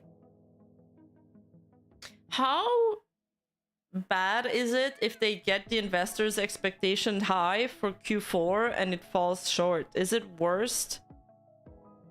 I guess... yeah, you never want to overpromise and underdeliver. That is the single worst possible thing you can do when it comes to investors. Oh god, I'm really curious to see when Q4 comes out, what's gonna happen. It'd be worse? Then why are they doing this? Well, but I think at the they're same trying time, to... yeah, go ahead. Well, now is not really the time for them to try to temper expectations because things aren't going well, so they kind of have to... They really don't have a choice. They kind of have to pretend like everything is fine. True, because... And not just that it's fine, but that everything's gonna get better. Yeah, because people are already fidgety, investors are already fidgety, so if they feel like the company is also losing fate, they're just gonna sell. Right. So they kind of have to pretend like pay no attention to the plummeting stock behind the curtain. All is well. Jeez. Yeah, they have to appear bullish to stop investors sells off. Yeah, I think so too. But I feel like, oh man, they're in a tough corner, really tough corner. I mean, from their own fault. I'm not removing any like responsibility from them. Oh yeah, they did it to said themselves. They did it to themselves. Yep. My question is it correct to understand that goods sold at event will be recorded in the event segment, just like cover company? I'm not aware of the details of cover company's accounting. Our company records only ticket revenue sold in connection with the event as sales in the event area, and goods sold in connection with the event are recorded in the commerce area. Okay, so what they're saying is that cover, apparently, at least according to this, they record all sales at an event as part of the event, as part of the budget from the event and the revenue from the event. Whereas he's saying that Nijisanji considers merchandise purchased Separately. anywhere to be merchandise and events to be just events. Okay. The reason is that it's confusing to what extent event-related goods are considered event-related. The line between ticket sales and merchandise sales is the clearest, so we account for it that way. The next question is about business progress and outlook for the fourth quarter. Okay, we're gonna dive into the copium sea here. Here's the cope and seething. Just got back from Tractor Supply. Got sorghum and some hay. Furrier should be around 10 tomorrow. Anything else I can get you? Sugar cube? Maybe a sugar cube? I see what you're doing here, okay? I see what you do. I like McDonald's. I don't think you've seen a lot of horses that eat McDonald's, okay? Did you ever try the Grimace shake? I don't know if they had that. Yes, I have tried it. It's very good. I actually liked the Grimace shake. It was pretty good. I was like, man, I wish this was a regular thing. I like the berry. I know. Then TikTok had to ruin it. They did. They ruin everything. That's why you're getting banned, TikTok, because you ruined the Grimace shake. I don't know if they're actually gonna go through with this legislation. I really don't think so. I also don't think so. I kind of memed about it online because I think TikTok has actually damaged like people's brain. And also every time I open TikTok and the camera's open and TikTok sees my face, I feel like the Chinese government has like my identity and is listening to me. The Niji Defense Force is listening to you. Yes, yes. Like, I'm not paranoid of many things, but I feel like TikTok spywares are a thing. Like, sometimes I have my phone off and I'm talking to somebody and then I open TikTok and it's showing me a video of what I talked about. I'm like, what? I have absolutely messed with my friends by saying the same phrase over and over and over again. And they noticed, like, on their phone, they kept getting ads for the thing I kept saying over and over. Oh my god. Hey, Tori Vtuber! I got a raid. What's up, guys? Thank you so much for the raid. I hope your stream went well. Raiders? What's up, Raiders? Thank you so much, Tori. Go check out his channel, guys. If you guys don't know me, my name is Rima. I am the content creator behind the channel Rima Evenstar. I do VTubers deep dives, and I am joined today by Gator. Hello, I'm Gator. I'm from the Anime Boomers podcast. Yeah, go check out his channel. It's great. As you guys can tell, Gator's great at doing podcasts. I feel like you're very eloquent, like you speak well, and you got the perfect podcast voice as well. Oh, thank you. And you're gonna make me blush. Do you blush green too? It's like a dark green. Cute. Yeah, I acknowledge the raid, Zeus. Thank you. Yeah, thanks, guys. We're currently going through the Nijisanji reports, financial reports, because they recently came out. And this is the part of the Nijisanji logs that is a Q&A, and it's a Q&A with the CFO. In the past, it's been done by the CEO itself, so it's interesting to see that it's actually the CFO doing it this time. Ah, yes, the gator rat. Yes, absolutely. The grand gator rat. Yes, that all of the evil is coming from China. It sounds like Alex Jones. This is Chinese.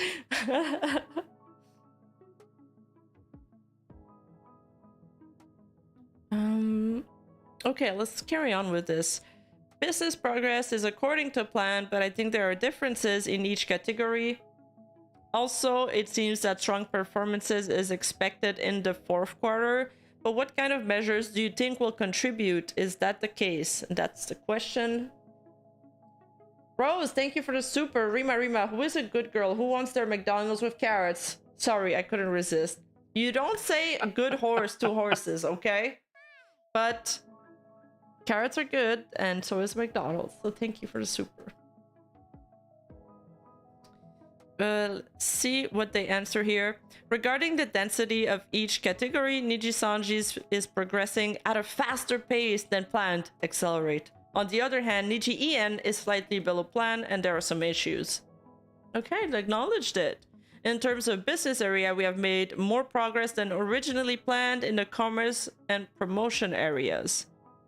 Although the overall volume of events is not that high, the top line is generally progressing better than planned. However, as explained above, there are issues with the cost side, especially regarding the event held in the most recent third quarter.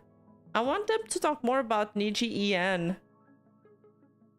Revenues generated from live... I do too. Yeah, like it just acknowledge it with one line. They don't say what we're gonna change, what they're gonna do. I mean, yeah, they got really good sponsors for JP, commerce events and promotions. We know this. Commerce will also include 6 anniversary goods launched in February, so that's a lot of money for them. Yokai illustration goods and goods related to events. Whenever they launch events, they have this merch to go with it, and their merch sells very well. I mean, that's probably, I think the major takeaway from Nijisanji's stuff is that they push a lot of merch. Yeah. They sell a ton of merch. Mm-hmm. I do like their merch artwork, though. I feel like it shows that they're putting a lot more care into the artwork. They're just not putting a lot of money into the materials themselves. And I've had a few Nijisanji fans talk about their merch experience, and a lot of them were disappointing. Some fans said that they bought a pin from one of the boys and it broke like almost immediately. Like it was just kind of disappointing. Yeah, and I wouldn't be surprised. I mean, with the way they do the revenue split where they get to keep 98% of the revenue, I'm not surprised that they're cheaping out on the actual like quality of the products themselves. Because that allows, because it seems like their strategy is essentially cut corners, maximize profits in every sense of the word. Those graphic tees were so embarrassing. Was it just the yen? As far as I know, yeah. I talked about it in my how Nijisanji destroyed their own reputation video. I cover all of that in there. What kind of growth rate do you expect in the medium term? The situation in the second and third quarter raises concerns about next year's growth rate. We can't control the profitability of Nijisanji Festival. Is that the case? I think this is a similar topic to business investment and shareholder returns, and I hope to disclose this at the timing of this fiscal year's financial results. We would like to aim to become a company that can achieve a certain level of growth. Pretty vague. Yeah, that was like a great non-answer. Yeah. Do they pick the questions? Because I feel like they're kind of cherry-picking stuff. I think so. The way it seems like they're doing this is that they're asking because I think it's open to investors, right? So Mhm. it's the investors themselves, probably based on like how many shares they own, and like if you're above a certain threshold, you're allowed to like ask a question. Oh, okay. Damn, they're very polite with their questions. I'd be like, "You made me lose millions of dollars. What are you gonna do to fix this?" Rico's most used answer is the fancy version of "Trust me, bro." Yeah. It's between CFO and CEO. They state who is talking at the top.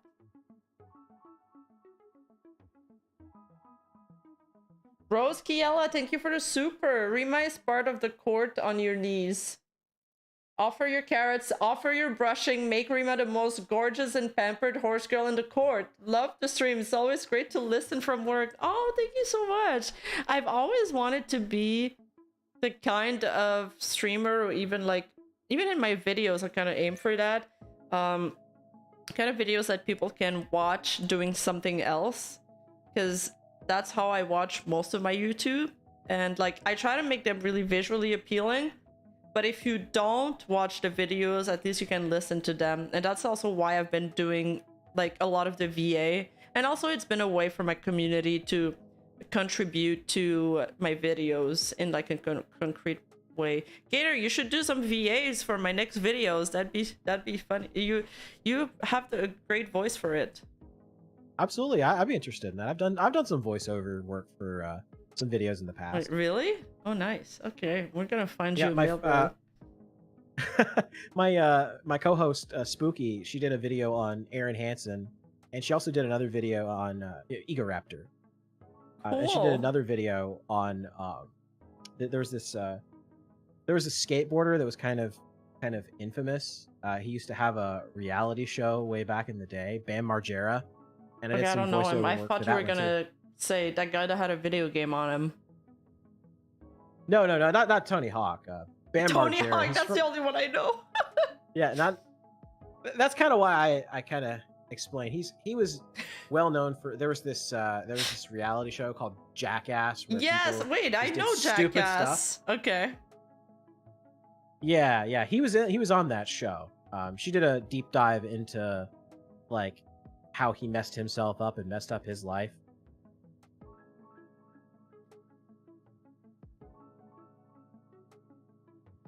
No, they are Screen Gator. They paraphrase.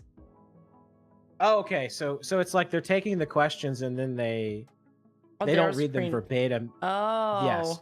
Okay, that makes sense. And so it's like him and Riku responding to the questions that they've probably slightly reworded.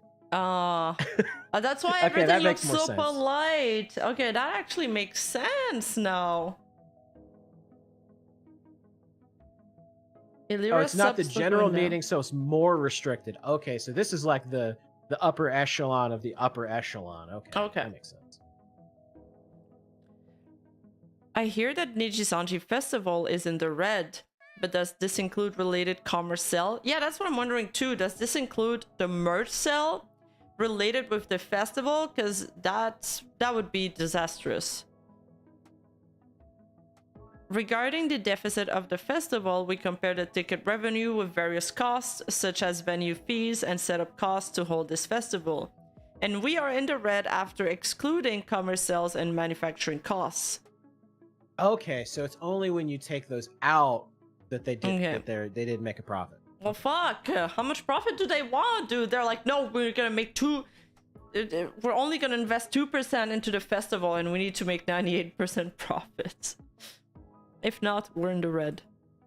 If you compare the revenue generated from event, including commerce sales, with all the costs incurred related to events, we are clearly in the black. What? In the black? Kurosanji? Black means that it refers to profitability. Oh. So when you're in the black, you're above the break-even Okay. line. Oh, okay, we're good. However, when That's why Black Friday exists. The idea is that you want to sell off your excess product so that you can get your margins above the red and into the black. Okay. Okay. So black equals profitable. I learned, that's new for me. I Yes. learned that. I mean, it fits though. Funny comment. Okay, no, that's a translation error there. Oh. It's supposed to be selling Tatsuki, but they translated it incorrectly. Seren gets. Oh yeah, I want to read that. Regarding the impact of Selen Tatsuki contract cancellation, regarding cancellation of Selen Tatsuki's contract, some of it was disclosed in the EIR release, and I think it caused a lot of controversy after that. Oh, chat investor bringing this up at the meeting. Could you please tell me the impact of this on the third and fourth quarters?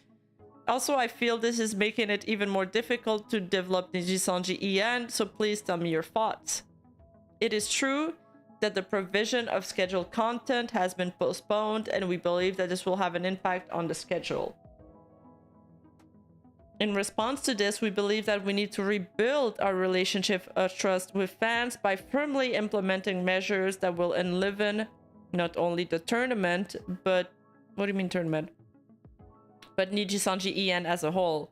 I believe that the fans who support our VTubers are still firmly supporting us.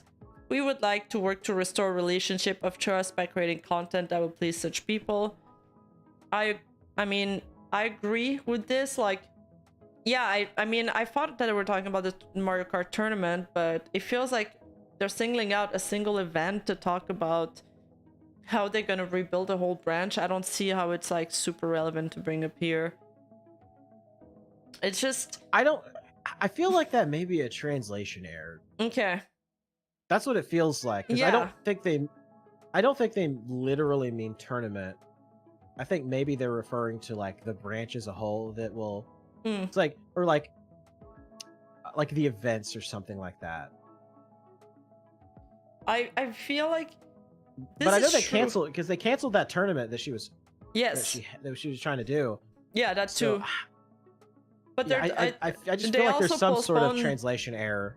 They also postponed that Mario Kart tournament because of the backlash. So they could be talking about this. Oh, that's true. That's a good point. But it's just that, yeah, or they're pivoting to a battle royale tournament style, pitting all the lifers against each other. I'm joking. Alira screwed. No. At least they're acknowledging that they need to rebuild trust, which is exactly what I said in my video. You know, you can call me a prophet. I'll accept these terms. I don't know how they're gonna rebuild it. It's gonna take time, and it's gonna take some darn good projects. But at the end of the day, if Nijisanji becomes like a good, viable company, like capable of standing on its own 2 feet, producing innovative content, it's gonna be better for the VTubing community as a whole.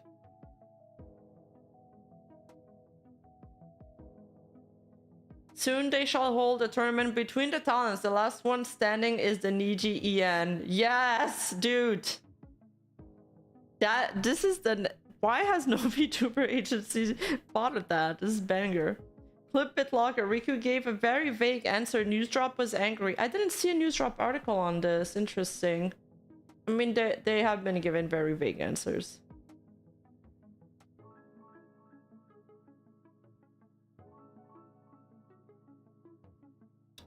About growth rate and current phase, my question is, what's the expected constant growth rate? If you're a growing company, what phase are you currently in? Is it time for investment or is it time for recovery?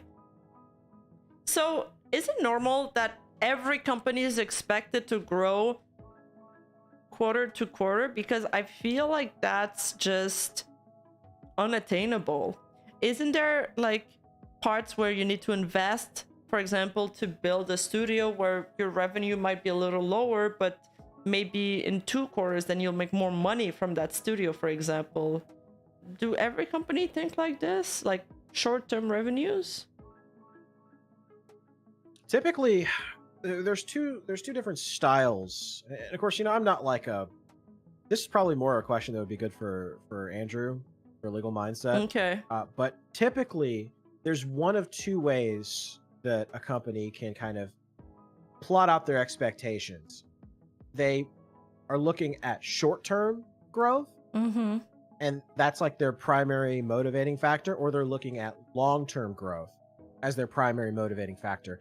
And depending on the company, depending on the circumstances, they'll project and kind of focus on one or the other. So if you're a company where you have a lot of expenses, but you expect like research and development.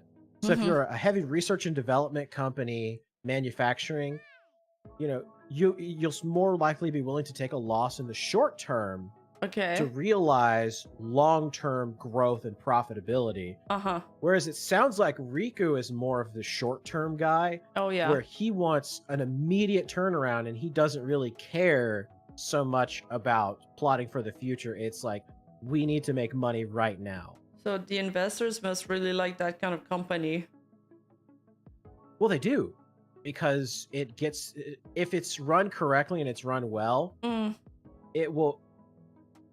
Oh, I just saw an ad for Height on on the HoloFest thing. Okay. That was funny. Oh, Jay is probably in my Discord. Oh, why doesn't he say so? Maybe we could collab on an article together. The BitLocker. Tell him to reach out. Semi-eclectic. The characters for Tetsuki are pronounced for Tetsuki in Chinese. Those same characters are Ryugetsu in Japanese. Oh, smart. Do you speak both language, semi-eclectic?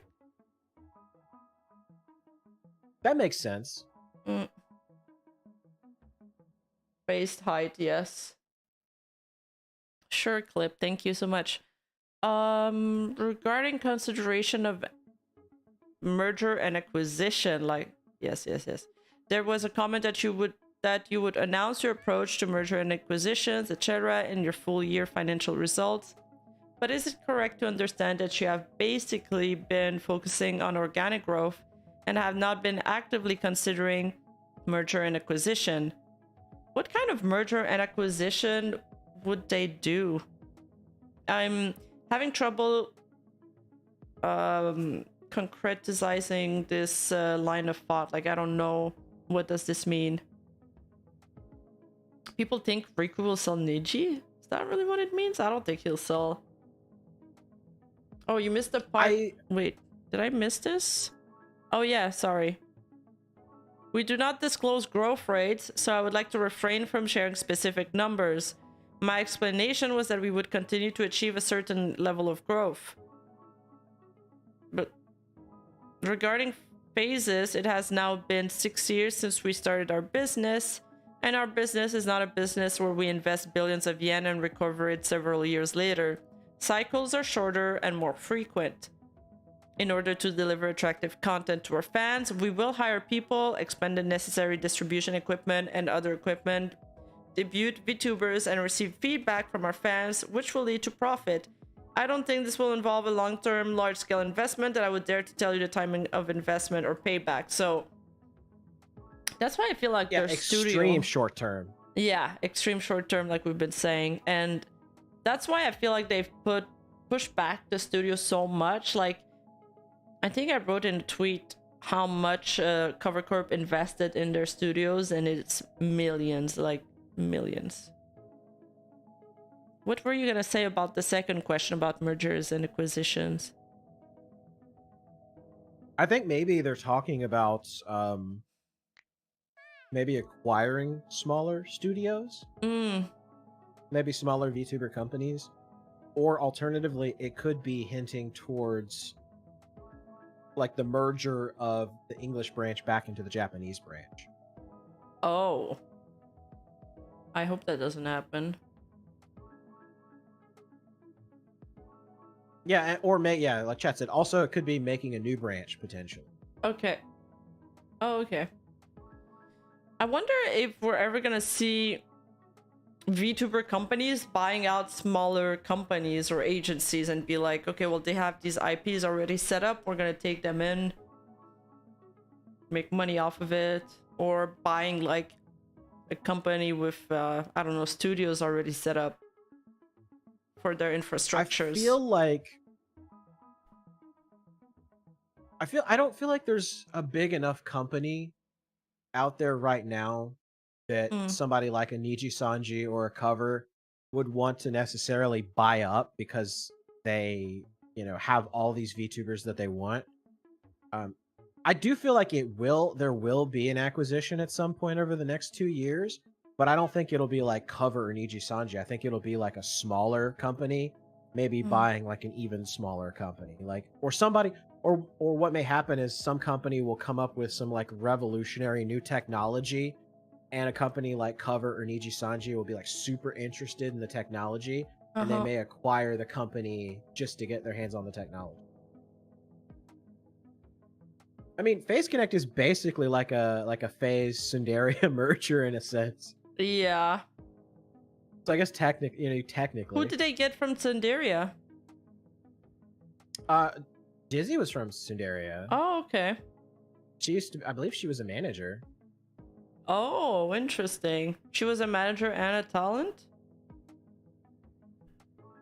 Yeah. Okay. Dizzy and Ember. Oh, that's right. Ember was there too, wasn't Ember. she? That's right, yeah. I really like Dizzy's model. Dizzy is one of my favorite. Me too. My favorite new Phase Connect. Okay, let's carry on. While there are various issues currently facing us, we are steadily making preparations, focusing on Niji En. Oh wait, I haven't read the question. In order to resolve issues, how quickly do you plan to address insufficient resources within your company, such as human resources allowance? Ooh, straight to the point. Also, in order to be evaluated as a growing company, we need to improve. Please tell us about your efforts to maintain growth expectations, such as oversee growth and investment in the metaverse. Well, there are various issues currently facing us. We are steadily making preparations, focusing on Nijisanji En by focusing on recruitment, content production, and management systems in the third quarter. We will also continue to respond promptly to future schedules while monitoring the results and reactions. So, are they saying they're going to respond faster now? That'd be great. Regarding our evaluation as a growing company, we are currently in the process of compiling information that can be disclosed, including our organic growth strategy and how we will arrange funding. I would like to explain the medium to long-term aspects at the timing of this fiscal year's financial results. I feel like they didn't really answer the question here, but at least they're claiming that, I mean, they keep having this shoved back in their face, like, you guys aren't allowing enough resources, that's why you're failing, and they're addressing it by saying they're making preparation, and they're recruiting people, and they're putting in place content production and management system. It's pretty vague, but I mean, I feel like they should have done all of those already, but hey, at least they're kind of being forced to do it now. Numbers of views. What are the trends in the numbers of views and viewing hours of Nijisanji from the beginning of the fiscal year to the present? And please tell us your outlook on the future. Despite various changes in the environment, such as everybody suddenly hating Niji, such as short videos becoming popular. Oh yeah, shorts are peaking, and VTuber incorporations really don't play into shorts that much. Like, Idol has been doing that, but I feel like it's not common for the rest of them to do so. They're also claiming that numbers of views are steadily increasing. Of course, there is some volatility with the number of vacation days increasing significantly from month to month. Do they mean the livers' vacation days? Okay. I'm not sure.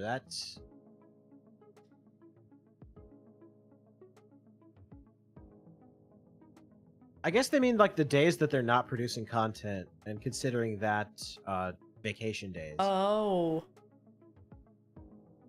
Interesting. shorts are good for subs, but hardly mean anything for viewer generally. But it means something in terms of brand recognition.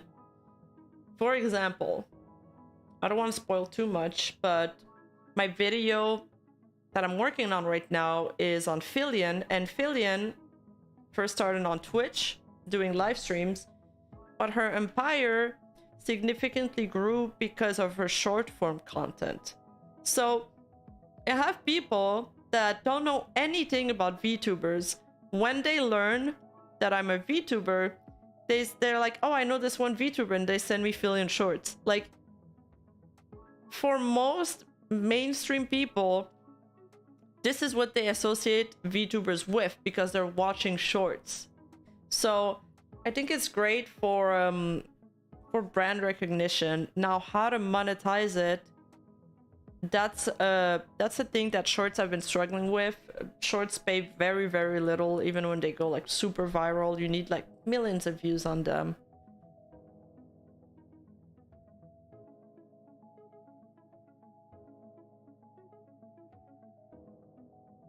Hololive does shorts nowadays, especially Shiori.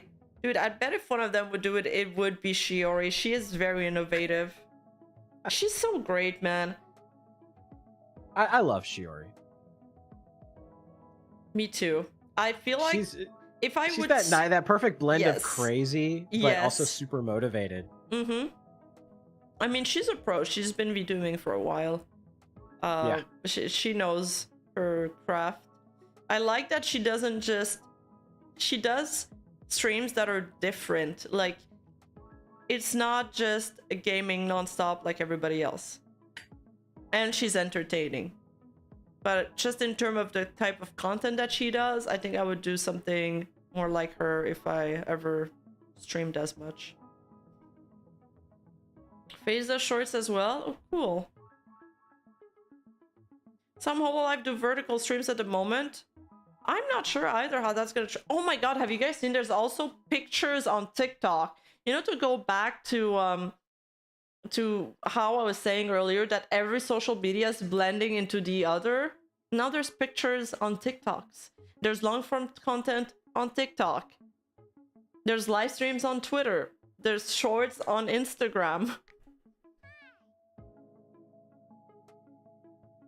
Hey Rima, hey Every Gator. website is trying to be WeChat. Yep. Hope you're both having a great evening. Thank you, Lorelai. Thank you. And guys, go check out Lorelai's channel. She's a great VTuber as well. She does amazing content, and we're probably gonna collab next week. We just need to figure out a date. Awesome. I'll have to check that out. Yeah. I don't personally... I'm not a fan of the whole short content. I hate that it's so... I hate that it just auto-plays, that it loops. I hate all of it. Like, I feel like I get assaulted by sounds when I open TikTok. But I feel like I also gotta get into it. It's just not my thing. I like watching 3-hour long videos, not like sub 1 minute videos. Yeah, it feels like it's TikTok's more designed for like the Zoomer generation in much the same way that like Vine was designed for millennials, where it's just like that real quick, you know, just long enough for a funny meme or something, and then it's gone.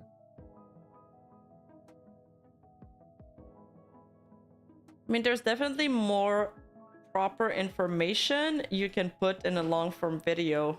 Like, this is also, I feel like shorts contribute to the misinformation that's been spreading on the internet. It's not the only source of it, of course, but it's... People are getting their advice for everything on TikTok, and it's like, how can you get good advice in less than 1 minute? Well, the other thing too is that because you watch certain kinds of content, the algorithm is designed to find more types of content that are similar. Yeah. And so when you get like certain kinds of advice that's bad advice, it's going to send you down the bad advice rabbit hole. Oh yeah. And so then you're gonna like learn all of this incorrect, useless information that's actually going to like damage your intelligence. Mm-hmm. And that is why Zoomers have brain damage. Yeah.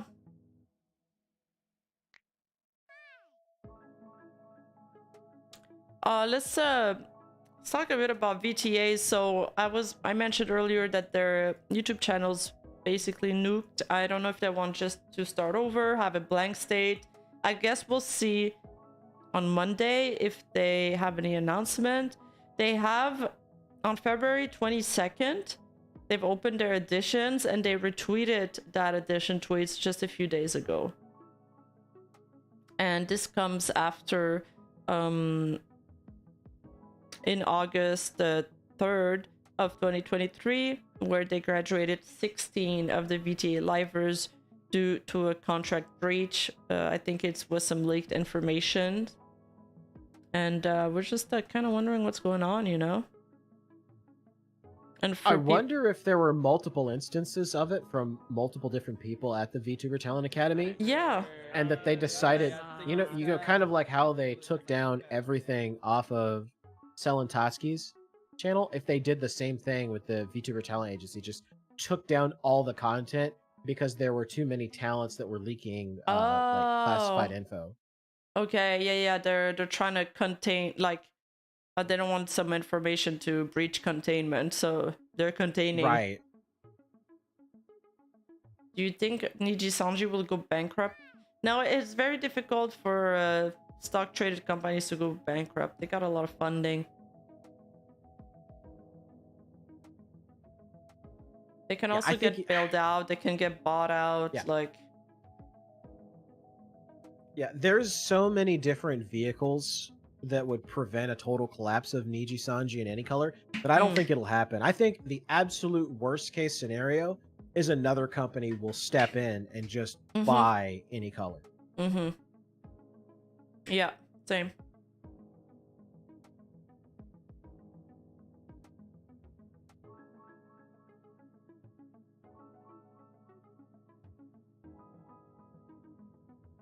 Holo by Niji will be funny. I was about to say, I don't think Cover would buy any color. No? Why? Why not? Because I think Cover's got a good thing going on. Mm-hmm. They don't really necessarily need the technology. They don't need the number of VTubers. They don't really need the support staff. I don't think it's not really a win-win for Cover, because like, what would they gain? They would gain like hundreds of VTubers, and then they'd have to like deal with all of Nijisanji's problems.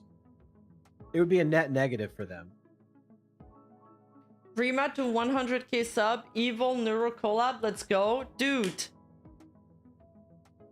All right, I promise you guys that if you guys get me to 100k subs, I will try as hard as I can to get that collab. I get so embarrassed reaching out to bigger creators for collabs, but I will step on my embarrassment to do this. Absolutely. You have to do it. You have to do it. Niji too big to smoothly merge with, I feel.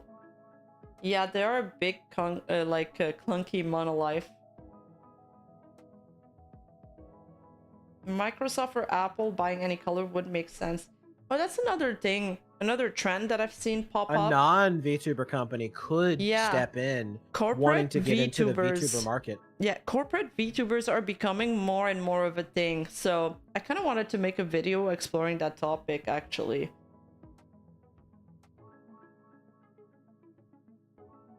And I mean, it makes sense in a way, because corporations are always trying to find new ways to like get their product out there. Mm-hmm. And then there's like a good way to do it, and then there's like a bad way to do it. Mm-hmm.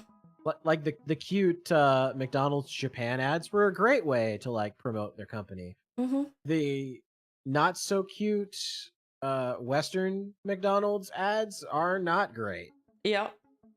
The Opera GX mascot getting into, like, supposed to be like a cute VTuber getting into politics, not a good idea. What do you mean? Is she got into politics? I didn't hear about that. Uh-oh. Is that a rabbit hole? That's a little bit of a Oh, rabbit okay. hole. Okay. Well, we'll save it for another stream then. I think the big complaint, I think,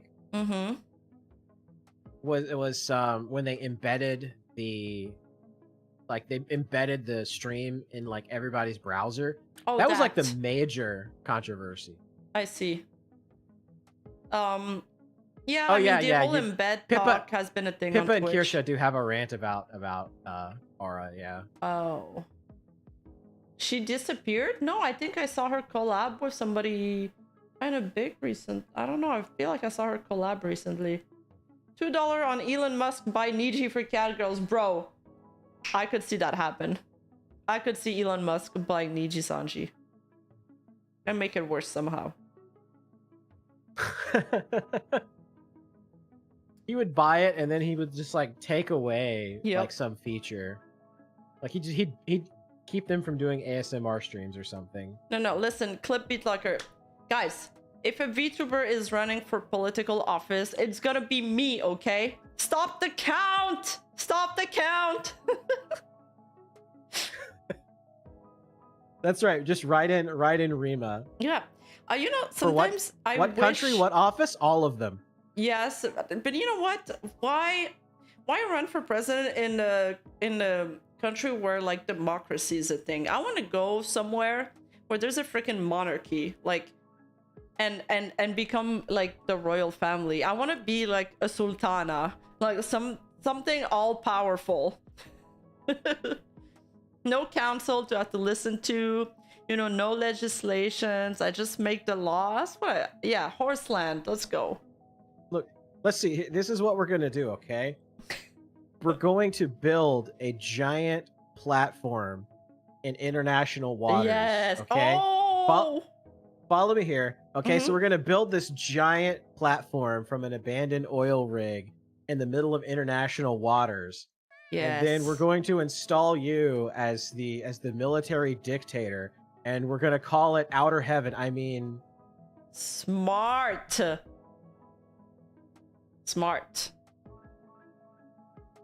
I don't get the Outer Heaven. I don't know. I don't know this reference. What's Outer Heaven? It's not out of heaven. It is heaven. Oh, okay. That's right. Rima and Pamu villain art. Rima for the first horse president. Let's go. Yeah, I think a VTuber should be president and only ever appear as their VTuber. That's such a cool future dystopian idea. Yeah. I'd have like freaking huge screens everywhere, and then sometimes I'd appear as like a hologram and tell you guys how you know, you've been doing good work and keep the realm moving forward. Keep in line with the mentality of the realm. It'll be a meritocracy. That's right. Yes.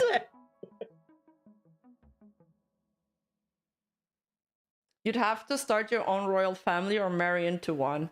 All right, well, we're gonna need that husbando agency harem soon. I'm joking. Okay. You're gonna start your own Otome game. Yeah. Pakistan declares wars on Rima's Corsairs. Oh shit, wait, I think they're more armed than us. We've only got stomping. I don't think we've figured out weapons yet. Meritocracy, I hate you. Start her own stables. Find some studs. Okay. Serious talk. Do you guys think I should I raid my video that's coming out tomorrow? Or should I raid my wife Marine, but she's only gonna go live at 9 AM tomorrow. That's kind of far. I can't raid HoloFest for some reason. It just doesn't give me the option to. They probably have it set so you can't raid into it. Yeah. I can't raid HoloFest, so I'm just gonna. I wonder about Amy. Yeah, FaZe's hamster girl. She's streaming Yakuza 0 right now. Where? Send me the link. Yeah, I'll send you the link. Let me see if you can raid into her. That would like make her night. Okay. Wait, I love that little hamster. Her model is so great. her model is so great. I can't rate her. I need Aw, rhetoric privilege. That's a shame. I guess you could still do like a Thatch. manual raid. I don't know. Apparently some people said that it could be rude. Yeah, that's true. I can rate you guys to somebody reacting to Hololive Fest. Kirwa. Let's do that. I'll send you guys there. Alright. Thanks for everything. Gator, thank you for coming to the stream. You've been a great addition. Thank you. Glad to be here. Okay. Love you guys. Bye-bye. Bye-bye. Yeah, I got DMs Peace. about the manual raid. Somebody was telling me, oh, Rima, it's bad. Also, you shouldn't raid foreign people. It's a bad manners and stuff. I was like, okay, whatever. Bye, Cloppers. See you soon. Bye-bye. Peace.